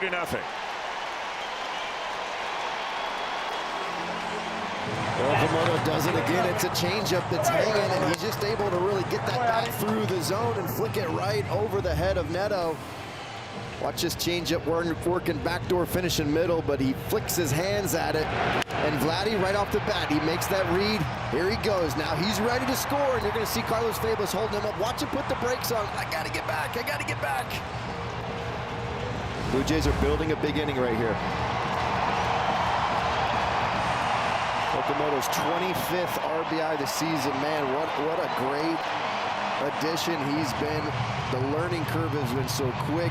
Driving in runs is so difficult in the big leagues, especially as a rookie. I know he's an older guy. He's got a lot of experience doing it, but to bat behind Vladdy for the majority of this season and produce the way he has, it's been tremendous.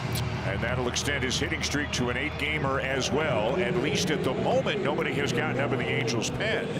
That could change at any moment, but it is 2-0. First and third, still nobody out, and here's Jesus Sanchez.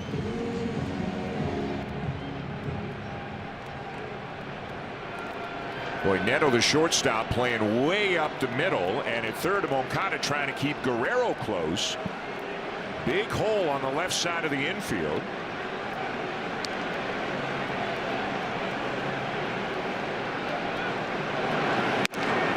Taken for a strike.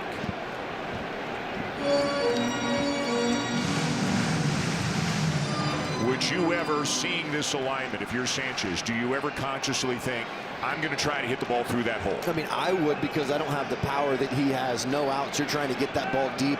If I'm Sanchez, I'm thinking middle close to me with the pull side. Swings through it 0-2. And now you got to battle. And it's just, he's caught in between. For me, he's been caught in between for the last 2.5 weeks. And looking fastball, swinging at breaking balls. Looking at breaking balls, swinging at fastballs. And you got to be disciplined, or else you start running yourself into bad habits.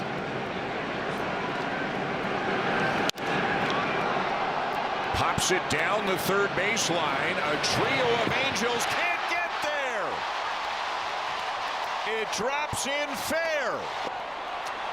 But now Sanchez rounded, got halfway to second, races back to first. And after all of that craziness, it's an RBI single and a 3-0 lead. There's Blue Jays diving all over this place. Well, and they're trying to go inside to Sanchez. And they get the jam job, but it's right down the left field line, and it had hang time, and I'm sure Kurt Suzuki's going, how is this ball not being caught? You see the third baseman, shortstop, left fielder, they're all corralling, and it lands right on the inner part of that foul line.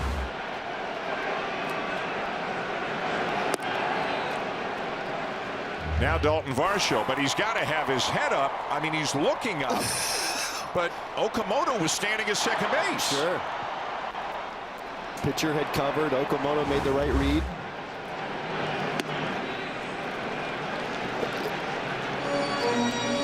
Two 2-0 on Varsho, who's already got a couple of hits.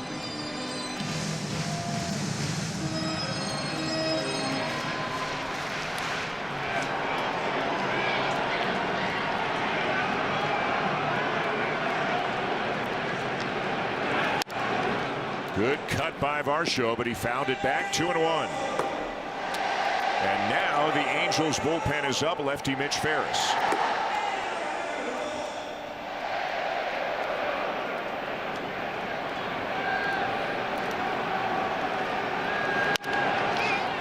Bounced back to the mound. The only play is to first, and he threw it away.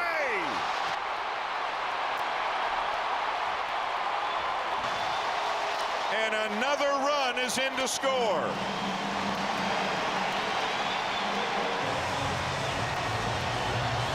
It looked like the second that Kohanowitz grabbed this ball, he sort of thought about maybe going to second. There was never going to be a play at second because of how high of a chopper it was. But another aspect of this is watch Varsho out of the box running.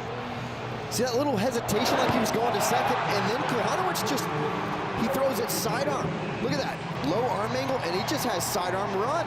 A very nonchalant play from the pitcher. Self-inflicted wound. So it is an error, obviously, on Kahanowitz. It is 4-0. The infield is in, and there's still nobody out as Ernie Clement comes to the plate. Clement's got a couple of hits.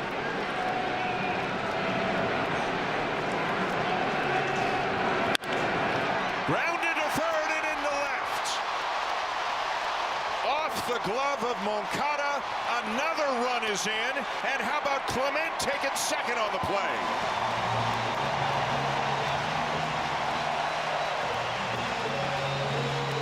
Apply pressure whenever you can. The Blue Jays are doing that with their feet. It was Varsho running out the box. Now it's Clement running out the box. And with Moncada in, trying to prevent a run, that rocket from Clement just eats him up, and then heads up play literally to get into second base. And that will be all for Jack Kahanowitz. The Blue Jays up 5-0.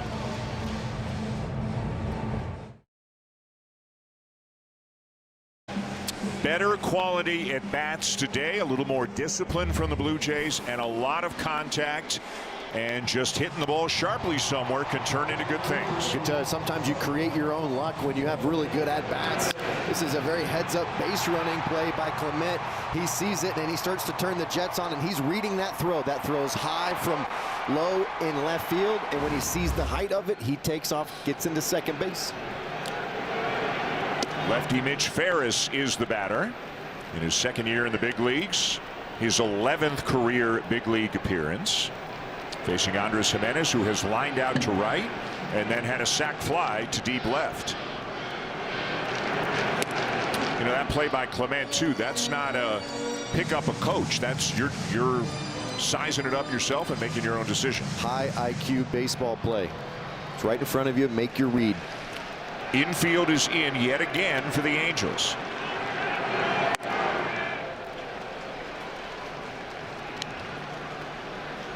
A tough one for Kahanowitz, who came in here on quite a roll.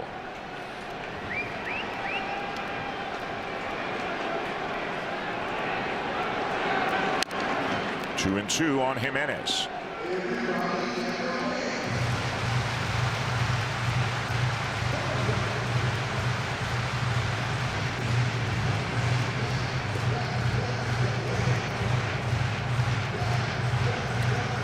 Kaz Okamoto with an RBI single. Jesus Sanchez with an RBI single. Ernie Clement with an RBI single.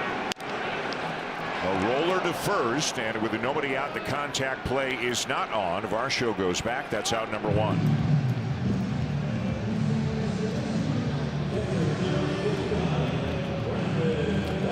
So now Brandon Valenzuela, he'll turn around to bat from the right side. And at this point of Valenzuela's career, the power tool is definitely ahead of the hit tool, the contact tool for Valenzuela. But can he make contact here, get it to the outfield, get another run home? He can. It's hit hard. It's gone.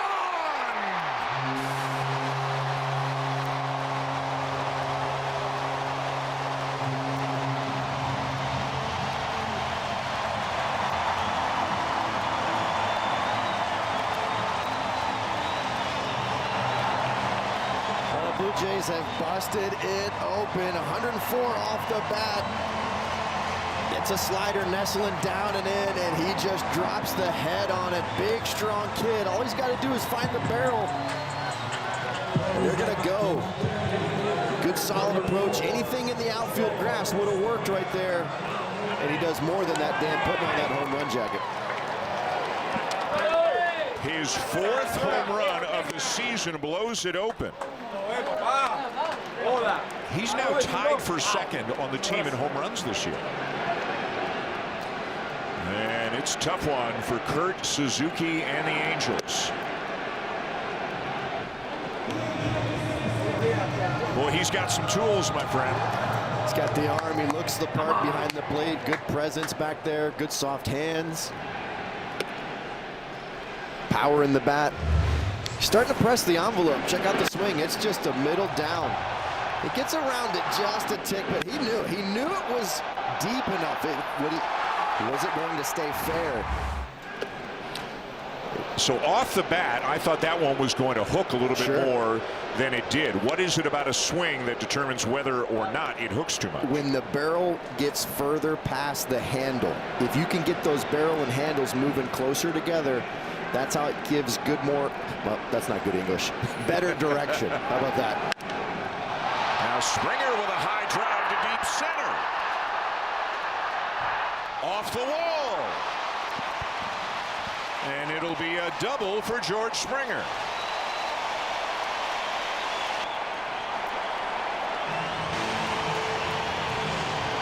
What an inning this has been. So we just talked about direction right here. Watch how short and quick he is to that barrel. And he leans on it. Watch how the barrel and the handle, they're really close. If that barrel starts to whip all the way across, that's what gives that side spin. But out in front with angles, what you often hear around the back part of the cage, that was it perfectly for Springer. Here's Addison Barger up for the second time in the inning. He walked to get this whole thing started.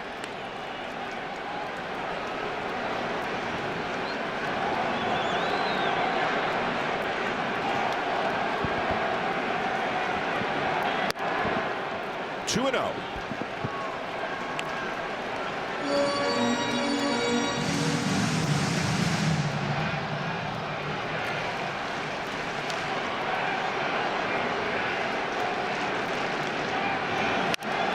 Foul back, 2-1.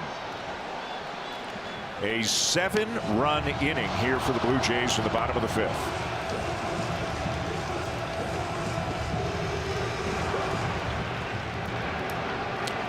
And this offensive eruption might have changed the pitching plans now.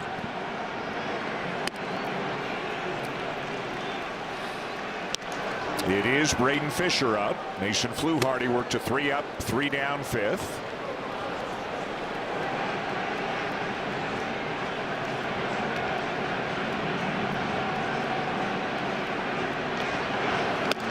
In there, 3-2.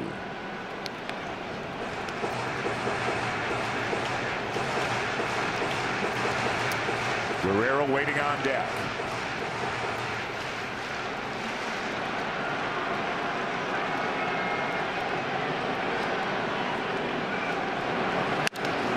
Grounded to the right side, off the glove of Shotwell, and out at first is Barger. Boy, a good play by Grissom, and then Ferris, the pitcher, covering, and they do get the out.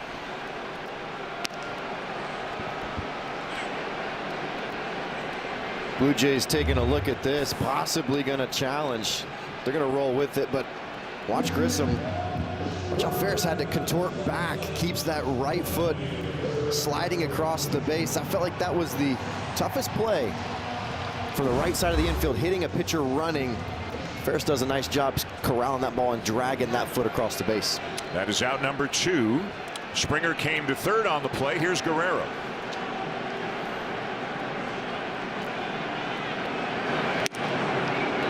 Had a base hit earlier this inning, 1 for 3 on the afternoon.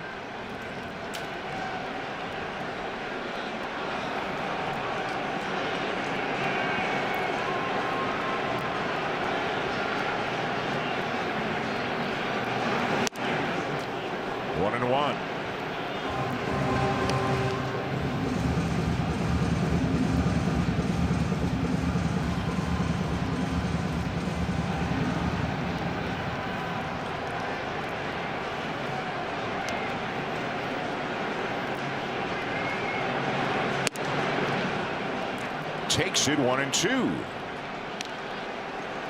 And here's an example of being in between. Went after the changeup well off the outside corner. Took a changeup that got more of the plate than it was supposed to. There are times throughout a baseball career you might be looking in, you get away. You might be looking hard, you get soft. And it's when you do try and have that approach, sometimes you just guess wrong, and things sometimes they gotta click.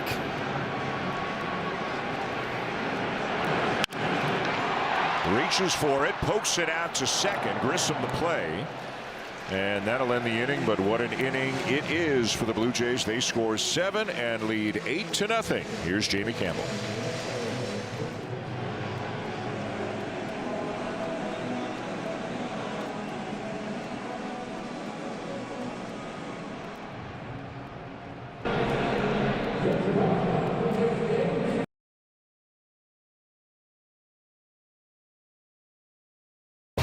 And back here at the ballpark, Rogers Blue Jays baseball on Sportsnet. 8-0 Blue Jays going top 6, and this is Braden Fisher. 19th game for Fisher this season.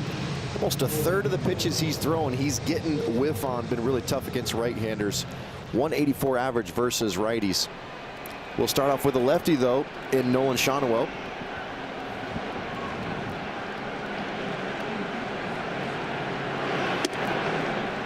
Who will take a strike, and it's 0-1. Shonwell is 0 for 2 today. He'll be followed by Jorge Soler and then Joe Adell. 0-2.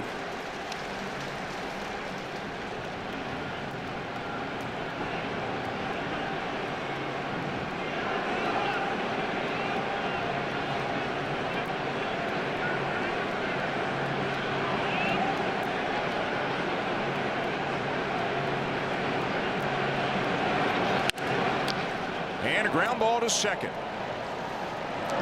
Easy play for Clement. 1 down.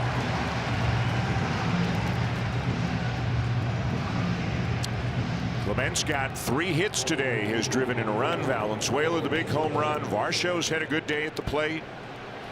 Bottom of the order has been very, very productive today. Jorge Soler 1 for 2. Had a double back in the second.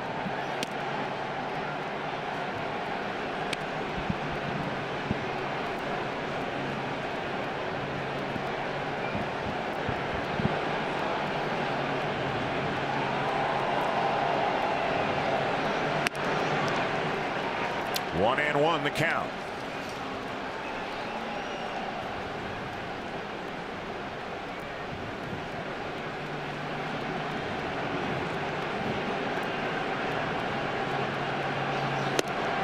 One and two. When Fisher throws strikes, he's tough. He can battle command here and there, leave the ball high here and there, but when he's putting the ball where he wants to, he's tough to square up.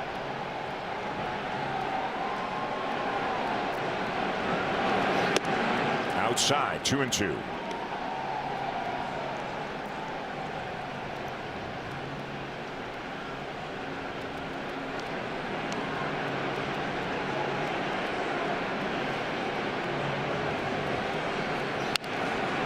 Big cut and a foul back by Soler. I like this cut.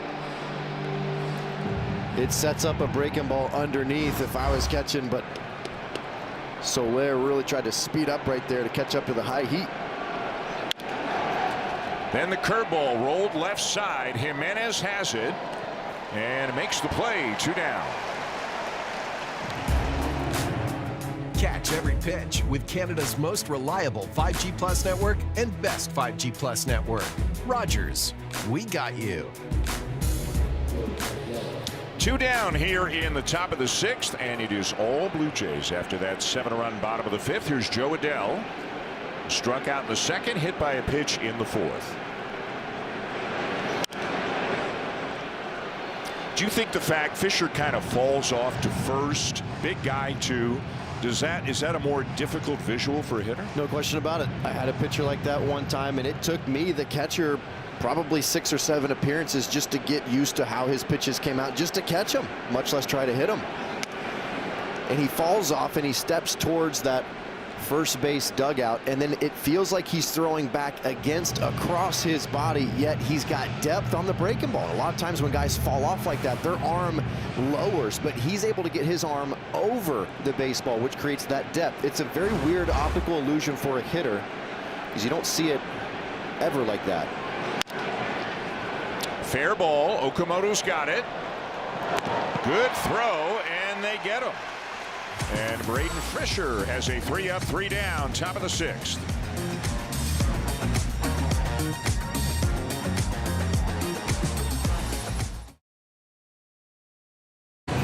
Celebrated Blue Jays legend with a Roy Halladay replica retro jersey giveaway on Monday, June 8th. The first 15,000 fans will receive a retro Halladay jersey honoring one of the greatest pitchers in franchise history. Get your tickets now at bluejays.com/promotions. Dan? Anna, thank you very much. Boy, was he something else. Gone too soon. What a competitor.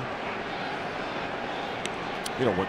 As everybody knows, I think got sent down to the minors, basically had to rebuild himself, put it back together, came back and turned into a Hall of Famer. Bottom 6, 8-0 Blue Jays. Here's Kaz Okamoto. 1 for 3, hit an RBI single last inning.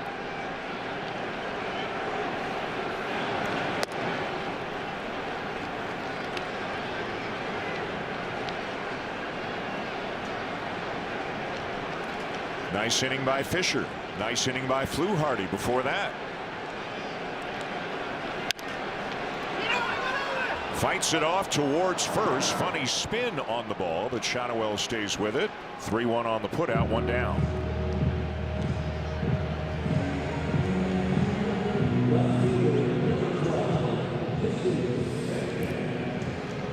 This ball in the inner half to Okamoto just kind of jams him up. And you're right, Dan, when you have that type of swing, that ball can bounce any way. You got to really be patient at first base to corral that ball. It's exactly what Shotwell did. Here's Jesus Sanchez. Blooped one down the left field line for an RBI single last inning.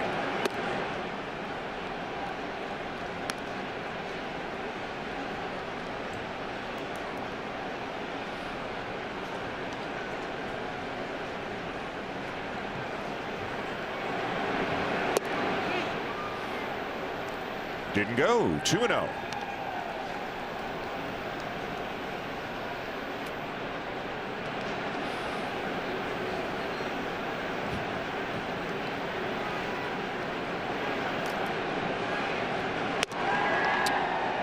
A called strike, says home plate umpire Malachi Moore. It's 2-1.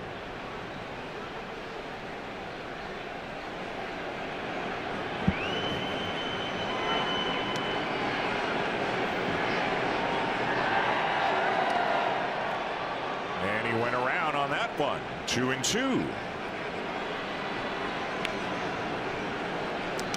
He is having trouble picking up the breaking ball.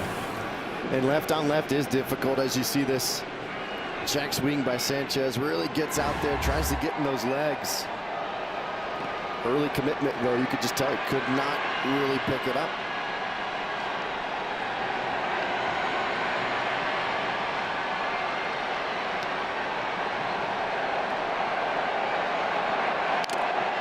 Got a piece of it. Still 2-2. Lefty Joe Mantiply is up. Is there some discussion? I mean, that ball clearly hit the dirt after he fouled it off, right? The umpires are going to convene. Didn't that ball go straight down into the dirt after he fouled it off? I think Rivera's trying to say it hit his shin guard and he caught it off the shin. Oh, yeah. He probably thought that it went off the shin guard into his left hand before it hit the ground. But they got the call right. As a catcher, sometimes you feel it hitting your knee, and then you just feel it in your rib cage. And because it's happening so fast, and quite frankly, you're blinking as the pitch is coming. But the call on the field was just foul ball. Yes. So somebody would have to be really, really certain that this ball did not hit the dirt to overturn this call. Shin guard, dirt, yeah. up. But had it not touched the dirt, that would be considered. He just motioned. It went from my knee into my rib cage. But Malachi Moore has this correct. This ball did hit the dirt. Boy, this is a long conversation, though. After consultation, it is determined that the ball was caught by the catcher for strike 3. Wow. Therefore, the batter is out. That ball hit the dirt. And now John Schneider is out of the dugout, and you can't blame him. So one of the other 3 umpires felt strongly enough to overturn the call. Well, Rivera sold it. He sold it right away. He sold it very nicely, enough to create a little bit of confusion with Malachi Moore and bring the crew chief Alfonso Marquez in and the others.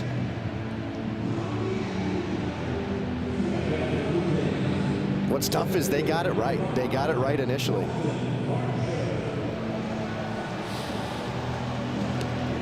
And somebody within a few seconds, if not already, is going to look at an iPad and see that ball hit the dirt. Yep. And if it wasn't 8-0, I think we might see a little bit different reaction from John Schneider right there.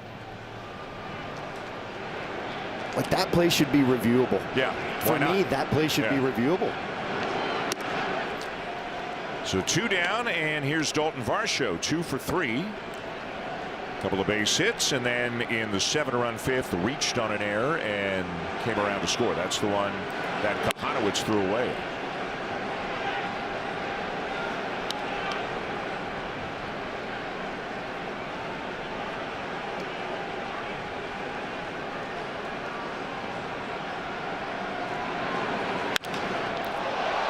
Fly ball to center.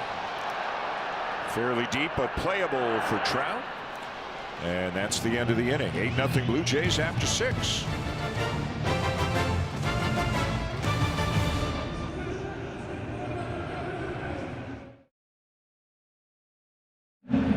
A is for asking. To begin, To score runs recently, the Toronto Blue Jays are having a good afternoon, specifically a good bottom of the 5th where they scored 7 runs. They are up 8-0, going top 7, trying to make it 2 in a row against the Angels. And kind of bigger picture, you keep thinking the goal is just get back to 500. Keep inching your way back to 500. See where everybody else is at. Get some injured guys back.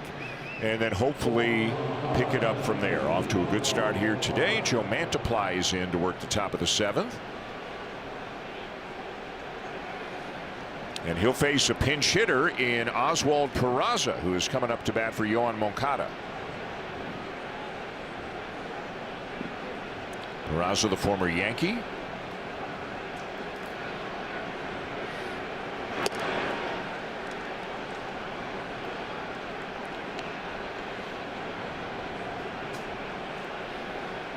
Hit for a lot of power early on. Those 4 home runs came early. He's quieted off a bit, but still good overall numbers as a part-time player for the Angels.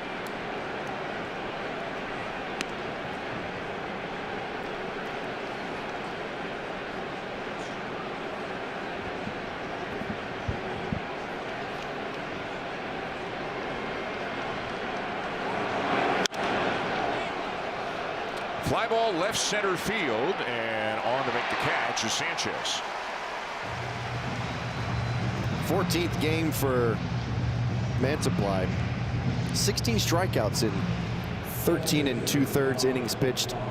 41% whiff rate. He just has something unique about his delivery, something unique about where he's letting the ball go. He's creating a ton of whiff and just very, very quietly going about his business. We talk about Varland, we talk about Fluharty, but he kind of quietly is continuing to just show and post. And he is with the club because Brendan Little got sent down to AAA. Little had a very tough time at the beginning of the year and is pitching for Buffalo. He's made a dozen appearances. The ERA is very good, 154.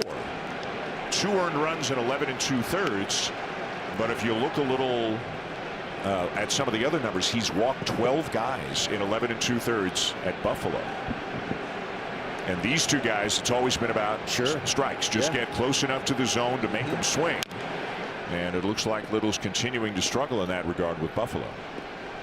Those walks turn into high pressure situations in the big leagues, and you can't translate that type of walk rate in AAA and think it's going to translate into immediate and sustained success in the big leagues. Got to be in the zone.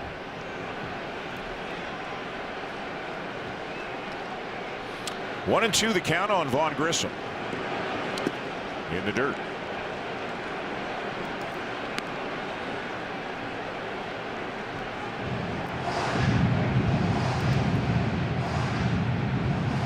It's like Davis Schneider working on his changeup, I think.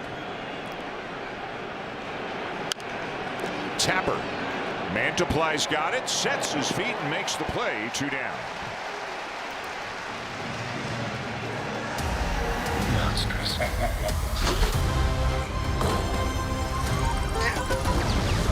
The Mandalorian and Grogu.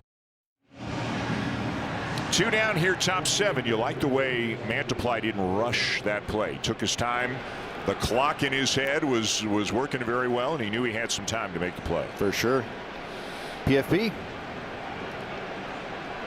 Sebastian Rivero, the batter. Saw a few pitchers before the game working on some PFPs and working on some throws at second base, timing plays. Those things are always constant here for the Blue Jays. Grounded right to Jimenez. And Mantiply has a 3-up, 3-down inning. 7th inning stretch, 8-0 Blue Jays.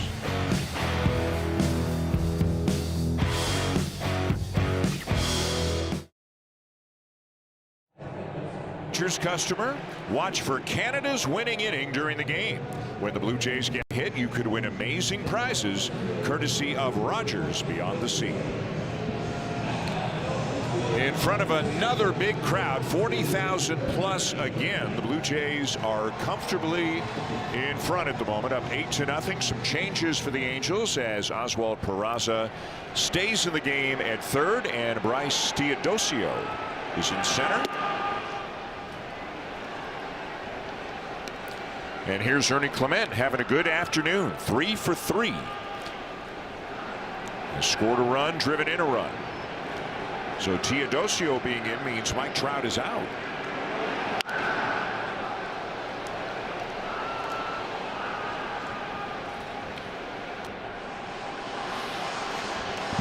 Kurt Suzuki giving his 34-year-old star the rest of the afternoon off. Regroup, trying to go get him tomorrow. Clement sends a fly ball to left. Hit well. Gone.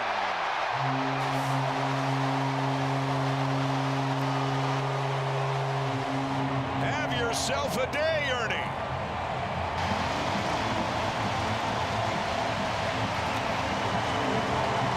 Dan, he was 6 for 41 coming into this game, and something happened yesterday. He must have locked it down because his patience really started to show up, and the minute he started to really hone in on some certain zones, this is when he starts to get the output. 4th hit of the ball game today. It's a hanging off speed pitch, and he just lifts it to the pull side. That's where his power is. That's where he can do damage. Got the pitch he wanted, put a great swing on it. His first 4-hit game of the season. And a fan for life. Thank you so much. Love that.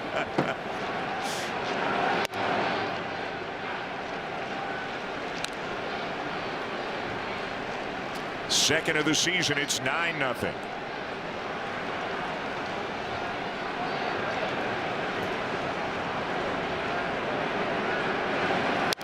You know what? When you hit the home run, somebody else should hang the jacket back up. It looked like Ernie. Yeah, see? Ernie's got to do the work himself here. What are we doing? Where's Hector? Hang and break them all right out over. And when you get behind those type of hanging off speed pitches, they just go forever.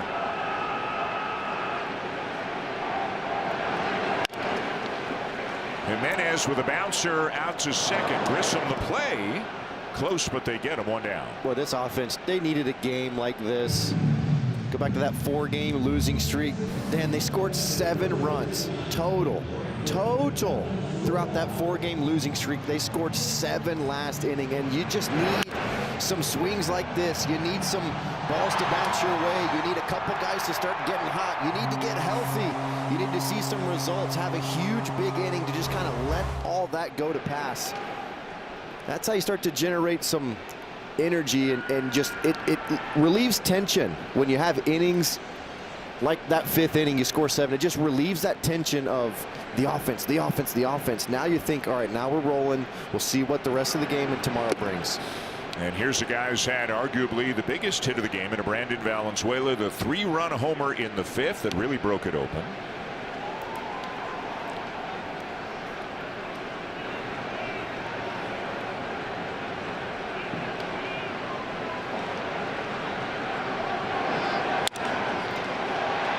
Great stop by Neto, out at short, but he can't get a grip on it. Base hit Valenzuela.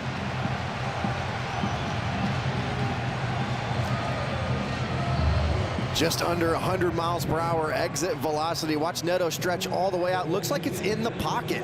And then as soon as he goes to spin around, when he opens that glove up, that's when the ball moves down towards the heel of his glove. Usually when it enters the pocket, the exchange is easy, but as soon as he went to open it up, that ball shifted around on him, couldn't get the handle. It's the first career 3-hit game for Brandon Valenzuela. Here's Springer. 1 for 4, doubled his last time up.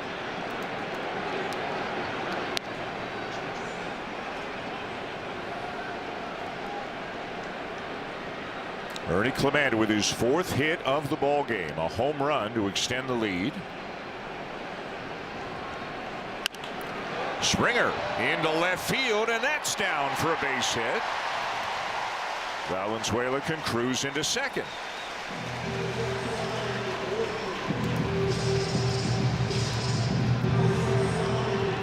You'd love to see him get hot at the top of this lineup. Yeah, no question about it. This ball is moving towards the inner part of the plate, and just look at him really pull those hands in tight.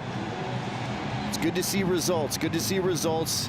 Even if it's not your best swing, your A swing, just see some results, feel some confidence. Here's Addison Barger. First day back, 0 for 2 with a couple of walks. Have his swings looked like his typical swings to you? Oh, Barger for sure. Yeah. I love his takes. I love the fact that he obviously has an approach. He's looking in a certain lane with a certain zone, and he's letting it rip or letting it go. Like that right there. When you see a hitter take a pitch like that that has a lot of plate, that tells me he's stubborn in his approach. That's what he did last year, and that's what he turned the corner with last year. I feel like that was the big thing for him, is having that, keeping it, being disciplined to it.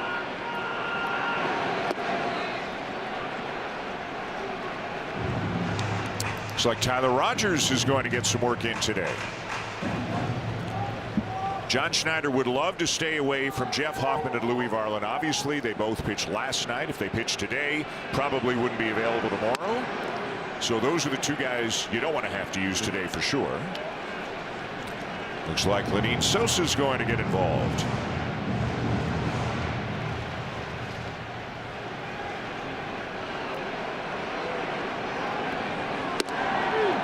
And it's strike 3 called. A left-on-left changeup for called strike 3.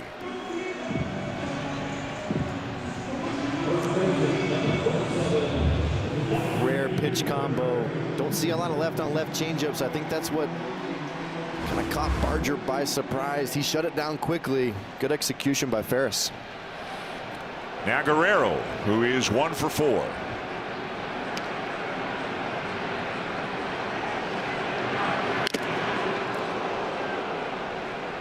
And Rivera, the catcher, checking on Malachi Moore, the home plate umpire, to make sure he's okay. Well, if you like to see Vladdy swing with intent, there it is right there, and fouled it right into the chest area of Moore.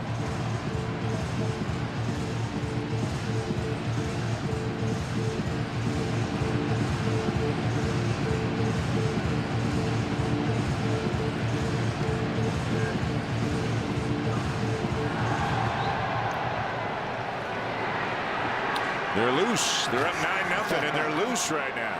Amazing. Yep. Amazing what offense does.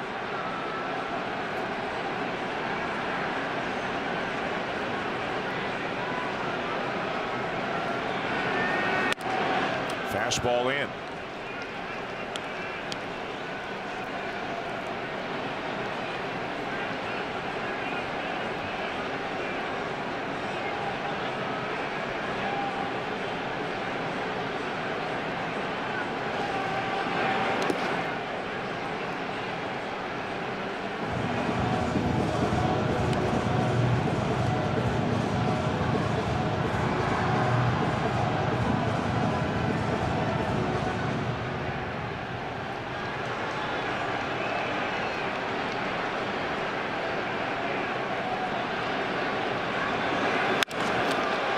Laced into left for a base hit.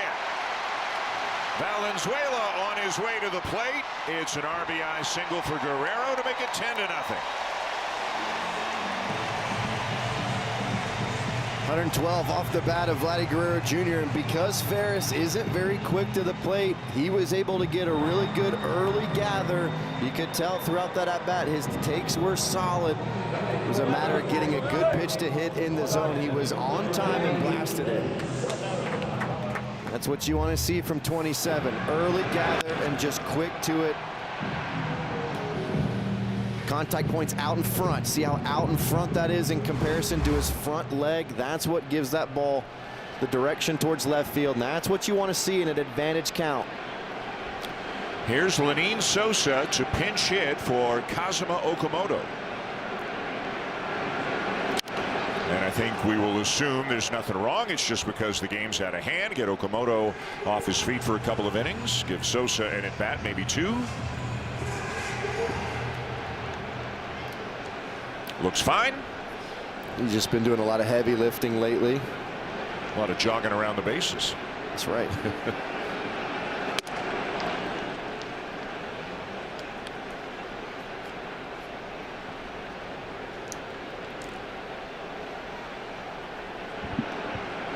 Ten runs on 15 hits now for the Blue Jays today, including home runs by Valenzuela and Clement.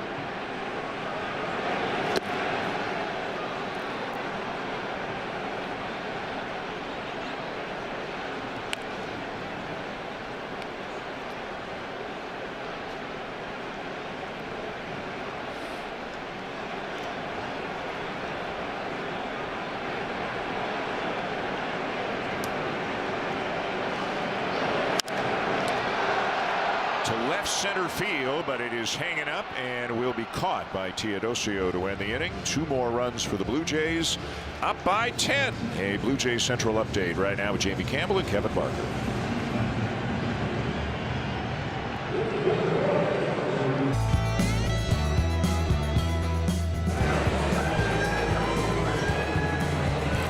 Tomorrow night, you could win a chance to throw out the first pitch at a Blue Jays game. Get your tickets in the next 24 hours, and you could also win a trip to Bora Bora and gas for a year.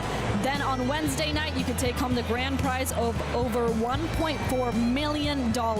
If you're in Alberta, New Brunswick, Ontario, or Nova Scotia, visit bluejays.com/5050 to get tickets now. Dan? Anna, thank you very much. A very good afternoon for the Blue Jays, up 10-0. And the new pitcher, the 5th pitcher of the ball game for the Blue Jays, Tyler Rogers, who has not pitched since Tuesday, so he'll get some work in today.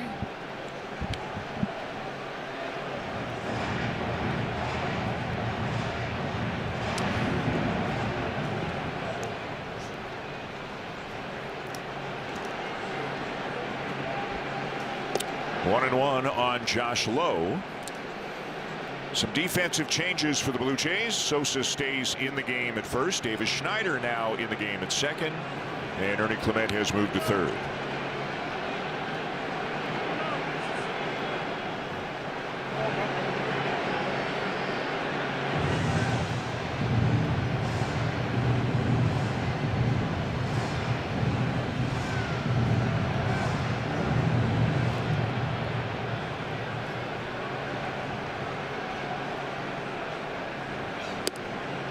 You know, it seems like a long time ago now, but think back to some of the early innings of the game where the Angels threatened in the 2nd and the 3rd and the 4th. And by his own admission, I'm sure Trey Savage would tell you after the 1st, I used the word grind early. He had to grind through some innings, a lot of pitches, a lot of traffic, but he got the outs he needed to get. Yeah, that 3rd inning was tough. 1st and 2nd, no outs, and they were pressuring him hard. A bouncer up the middle. Here comes Jimenez. 1 down. But that's what I noticed last year when watching Savage was his ability not to implode. I mean, so many youngsters, they get up there and they start to feel the heat, they start to feel the pressure, and they can try to do too much, they can try to force the issue. He just keeps making pitches. He allows his defense to work, trust his stuff. I know it's so cliche, but he did it again in the 4th inning and just started to feel the pressure. A lot of times when you get those back-to-back pressurized innings, you're going to give it up at some point. The foul balls definitely created a lot of length in terms of the pitch count, but he never gave in. And that's one thing that I don't know of him ever giving in, where it's just, oh man, he just totally lost it. He continually finds a way to battle. He's now gone 13 1/3 innings in 3 starts this year. He's only given up 1 run. And obviously he'd love to get deeper into the game more consistently, but they have not scored on him.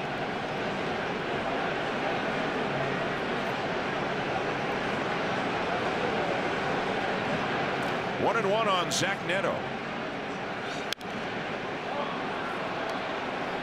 And we've seen guys like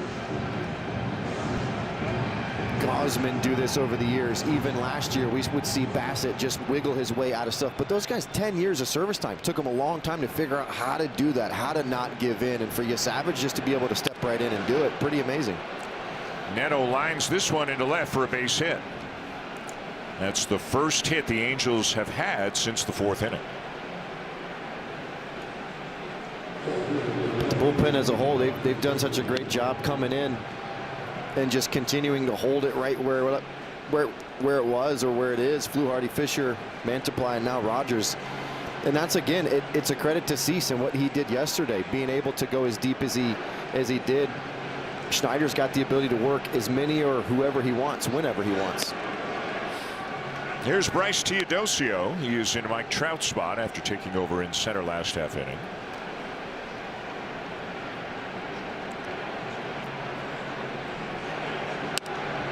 In there, 0-2. All right, I got a question for you.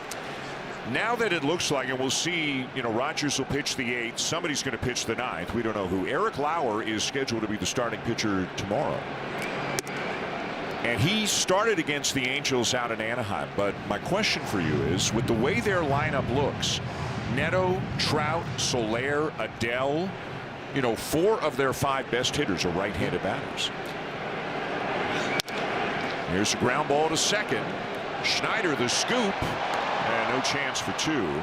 Do you think there's a chance that we get a message later tonight or tomorrow morning that a Miles or a Nance will open and then Lauer will come in after? Would not be surprised. Would not be surprised if it was Spencer Miles. And I think a lot of it just has to do with, you got to get greedy right now. You're on a bit of a heater in terms of winning 2 in a row. You got some tough teams coming in behind you. You want to try and steal as many wins as you can. And what you don't want to do is start off behind the 8 ball. And those are some really tough righties. We know Lauer has struggled so far this season, really hasn't been able to get into his groove. Hopefully that kind of works itself out, but I know he's not a big fan of it, but I'm trying to start off zeros early on to give your offense a chance to do this and then make the other team quit thinking, here we go again. Put a 0 on the board and let Lauer face the bottom part of the order more than the top part of the order, where, again, not only are it's their best hitters, but 4 out of the 5 of them are righties in their typical lineup. You'd think they'd game plan knowing Lauer would be coming in. They'd move Shonowell down a little bit lower, try and stack those righties up against him. The Blue Jays used to see it a few years ago. You had Guerrero, Bichette, you had Teoscar Hernandez, Lourdes Gurriel, Marcus Semien that one year, and I'm forgetting everybody, but there was one year like everybody was right-handed, so they would see openers, right-handed openers, and then lefties come in as the bulk guy more than most teams just because of the configuration of their lineup. Very right-handed heavy. I think Tampa would do that quite often with them. Yeah. That's where it started. Sergio Romo was the first ever opener in baseball. 2-2.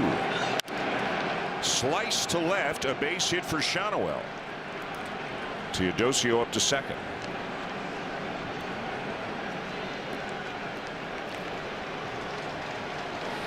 And Tommy Nance is going to get loose, and this is just because they don't want Tyler Rogers to throw too many pitches. They'd love to have him available tomorrow if need be.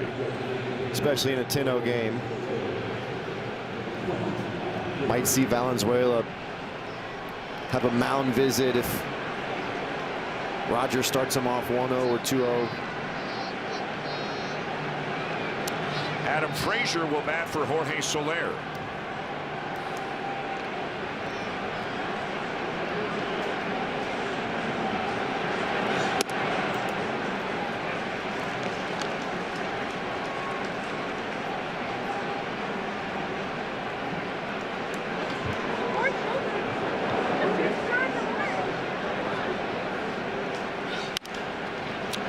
Down the left field line.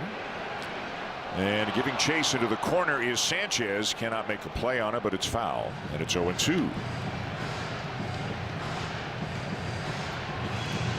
Frazier carved out a nice little big league career, many years in Pittsburgh. A little bit of time with the Padres, Seattle. He started bouncing around Baltimore, Kansas City, Pittsburgh again, back with Kansas City. 11th year in the big leagues and real stingy at bat.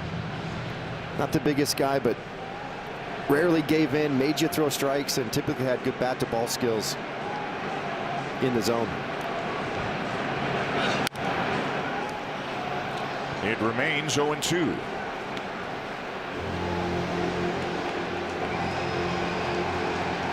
George Springer with a couple of hits today, a single and a double.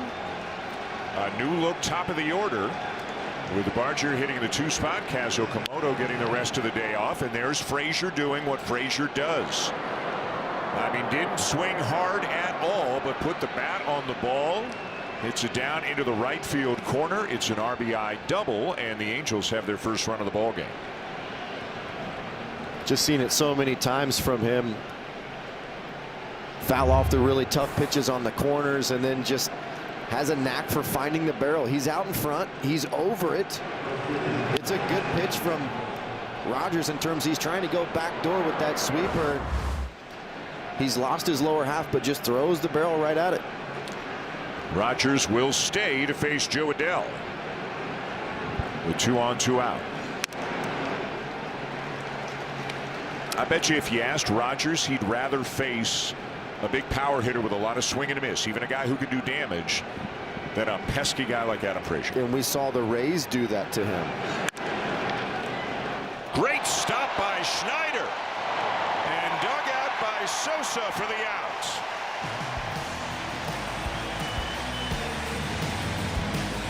The Angels get a run, but that's it, thanks to this diving stop by Davis Schneider out at second.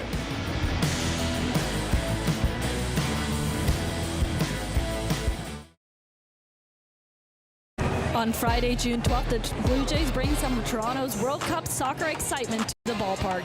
The first 15,000 fans into the Rogers Centre receive an Andres Jimenez replica soccer jersey, celebrate Canada's first game of the tournament, and be one of the first fans to score this exclusive jersey.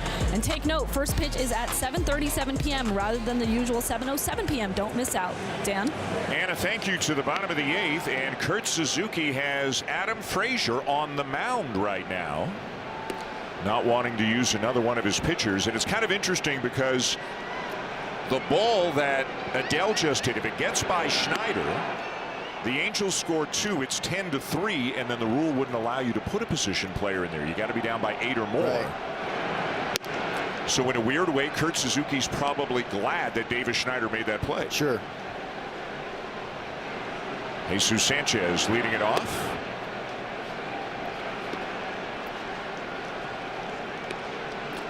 This is the second big league pitching appearance for Adam Frazier. The other one happened earlier this year.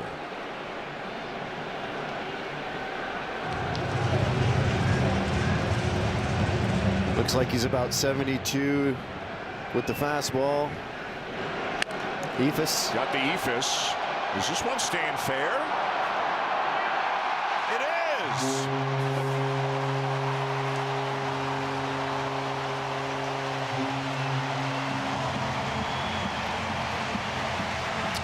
Number 5 on the season for Jesus Sanchez. 51 miles per hour from Frazier. He stayed behind it. I know it's off a position player. I know the game's out of hand, but it still feels good to just see the ball fly out of the ballpark. For a guy who's been struggling. Sure. Varsho with a pop-up, and he's going to get a base hit. Beyond the reach of Peraza. He's got to really wait on it. You can see his front foot hit, then he just waits, wait, and then took another step, a tiny little jab step to really wait on it. But those balls are so easy to really pull foul because it's close to you and it's super slow. Ernie Clement is 4 for 4. He has one career 5-hit game. That was in Colorado last year. And he's got his second career 5-hit game.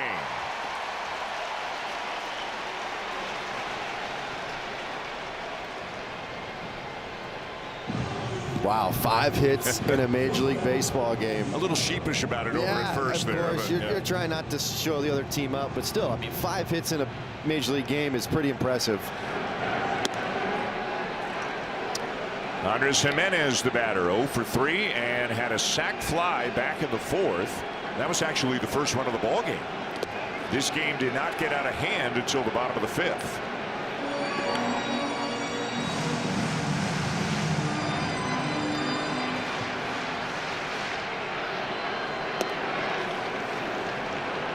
And it was such a pretty swing from Jimenez. Took a sinker to the opposite field. Line to first and back safely just ahead of the diving attempt is Clement. That was close, and given the margin, they can both laugh about it right now.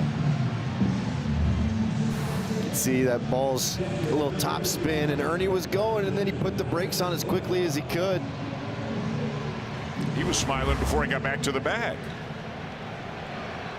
Here's Valenzuela. He's had a big day, 3 for 4, including a 3-run homer.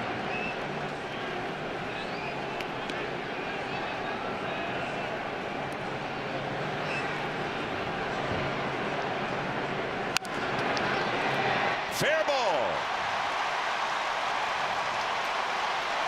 Varsho will come in to score. Clement around to third. An RBI double for Valenzuela. A 4-hit day for him.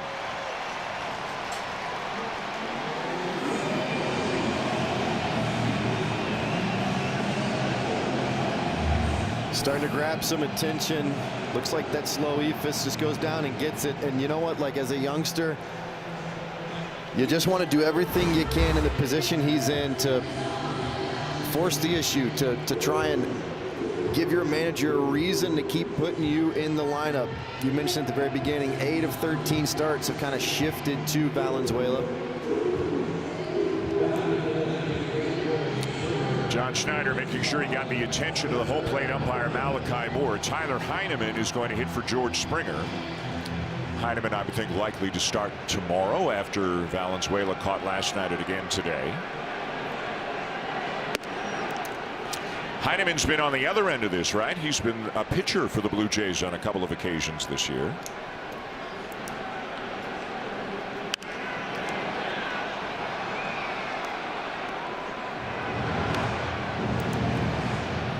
And it seems all fun and games. Yeah, it'll be cool to go out there and pitch until you realize you're 60 feet 6 inches with nothing to fool Major League hitters. And they're really, really close to you. Tommy Nance is up in the bullpen, so looks like he'll get the 9th. Wow. 47. What's the slowest you can throw a ball and actually get it there? That's a really good question. Ground ball to second, and Heineman retired, but he will get an RBI on the play as Clement comes in to score.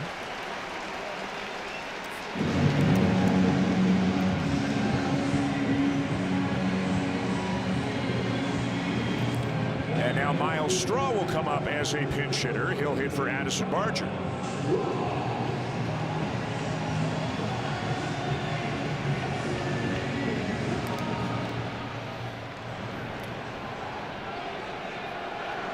Yesterday, when Straw and a few of the other guys were out taking early BP at about 2:30, Miles Straw did a round of BP hitting left-handed and hit a home run on one of his swings. This is the time to do it.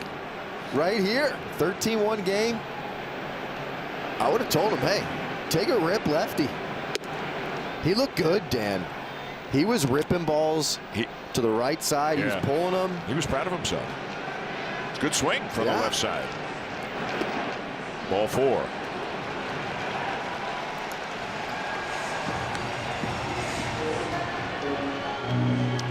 So the inning continues, and now Davis Schneider. his first at bat.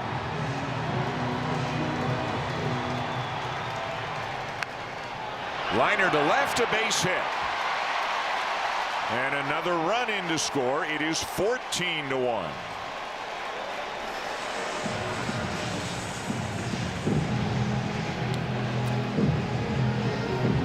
Boy, if you're Kurt Suzuki, this just cannot end quickly enough right now. We've seen the Blue Jays on the other end of this a couple of times this year. It's no fun.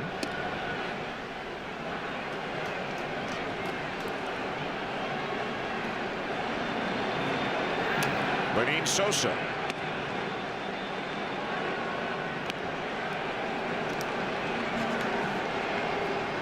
Yeah, it looks like the Macho Man.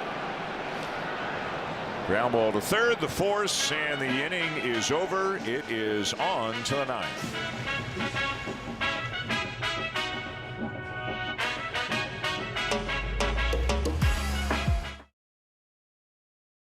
Electrifying play of the game presented by Polestar Cars. 100% electric, pure performance. In the second inning, right out the gate, Addison Barger's making his presence known with authority. 101-mile-per-hour absolute seed to Valenzuela. Huge part of the game. Savage was trying to bend a little bit, and this play just shut it all down. If this ball is not thrown perfectly, Soler is safe. They might have created a big inning right there. And don't forget, this guy has the power with the bat, but that arm is an absolute threat. He shuts down opposing base runners just by being out there because of throws just like that. He's glad to be back, and they are glad to have him back. Tommy Nance will get the ninth in this 14-1 ball game. 17th game for Nance, 11 K per 9, really good. The variations of breaking balls, just like Mantiply, the right-handed version for John Schneider. Just kind of steady Eddie over there as Miles Straw checks in right field. Quietly going about his business, throwing up zeros for his manager. And he starts Oswald Peraza with a strike.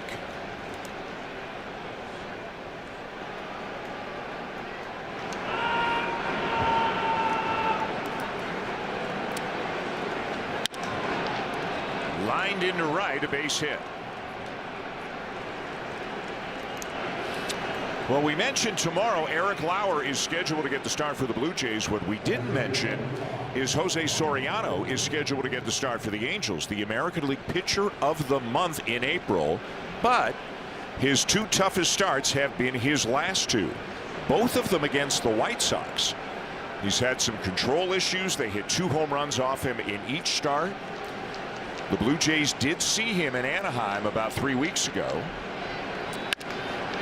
Ground ball to short. To second, one to first for 2. The Blue Jays got 7 hits in 5 innings off Soriano, but did not score against him. We'll see how they do second time around. And again, the lineup looks a little bit different now. They're a little more complete than they were out in Anaheim. Tough customer in Soriano. Really late action on his pitches. Another guy that's really tough to kind of keep off the ground. That boring sinker that just induces a ton of choppers.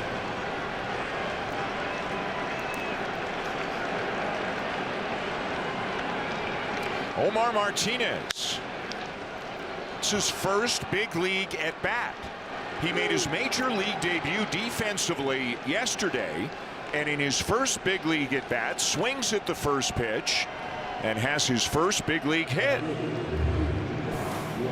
Well, he's in the books. It's a 2-seamer from Nance, and he comes out swinging right down that line. You see him trying to create a little bit of lift right there, and he's in the books.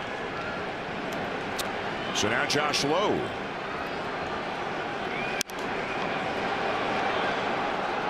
I want to go back to what you said about Soriano.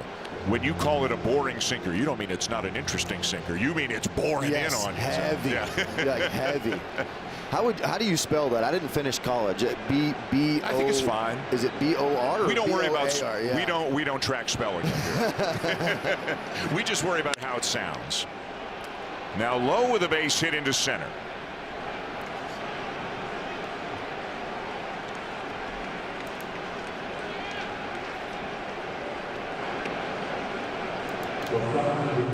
This, by the way, for the Blue Jays, and granted, some of it came off a position player, but the most runs and the most hits the Blue Jays have had in a game this year.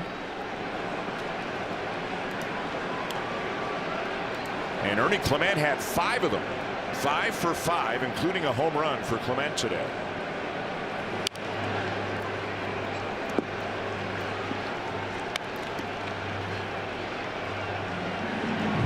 Ernie started the day at 275. He finishes it at 299. That's a good day. That's a good day at the office for sure.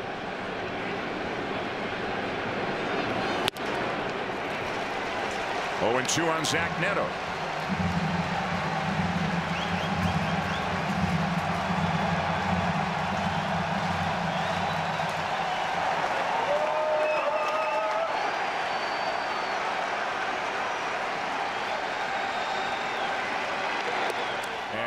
Over. Nance will get him, and the Blue Jays win their 2nd in a row, and they do it today in convincing fashion, blowing out the Angels 14-1.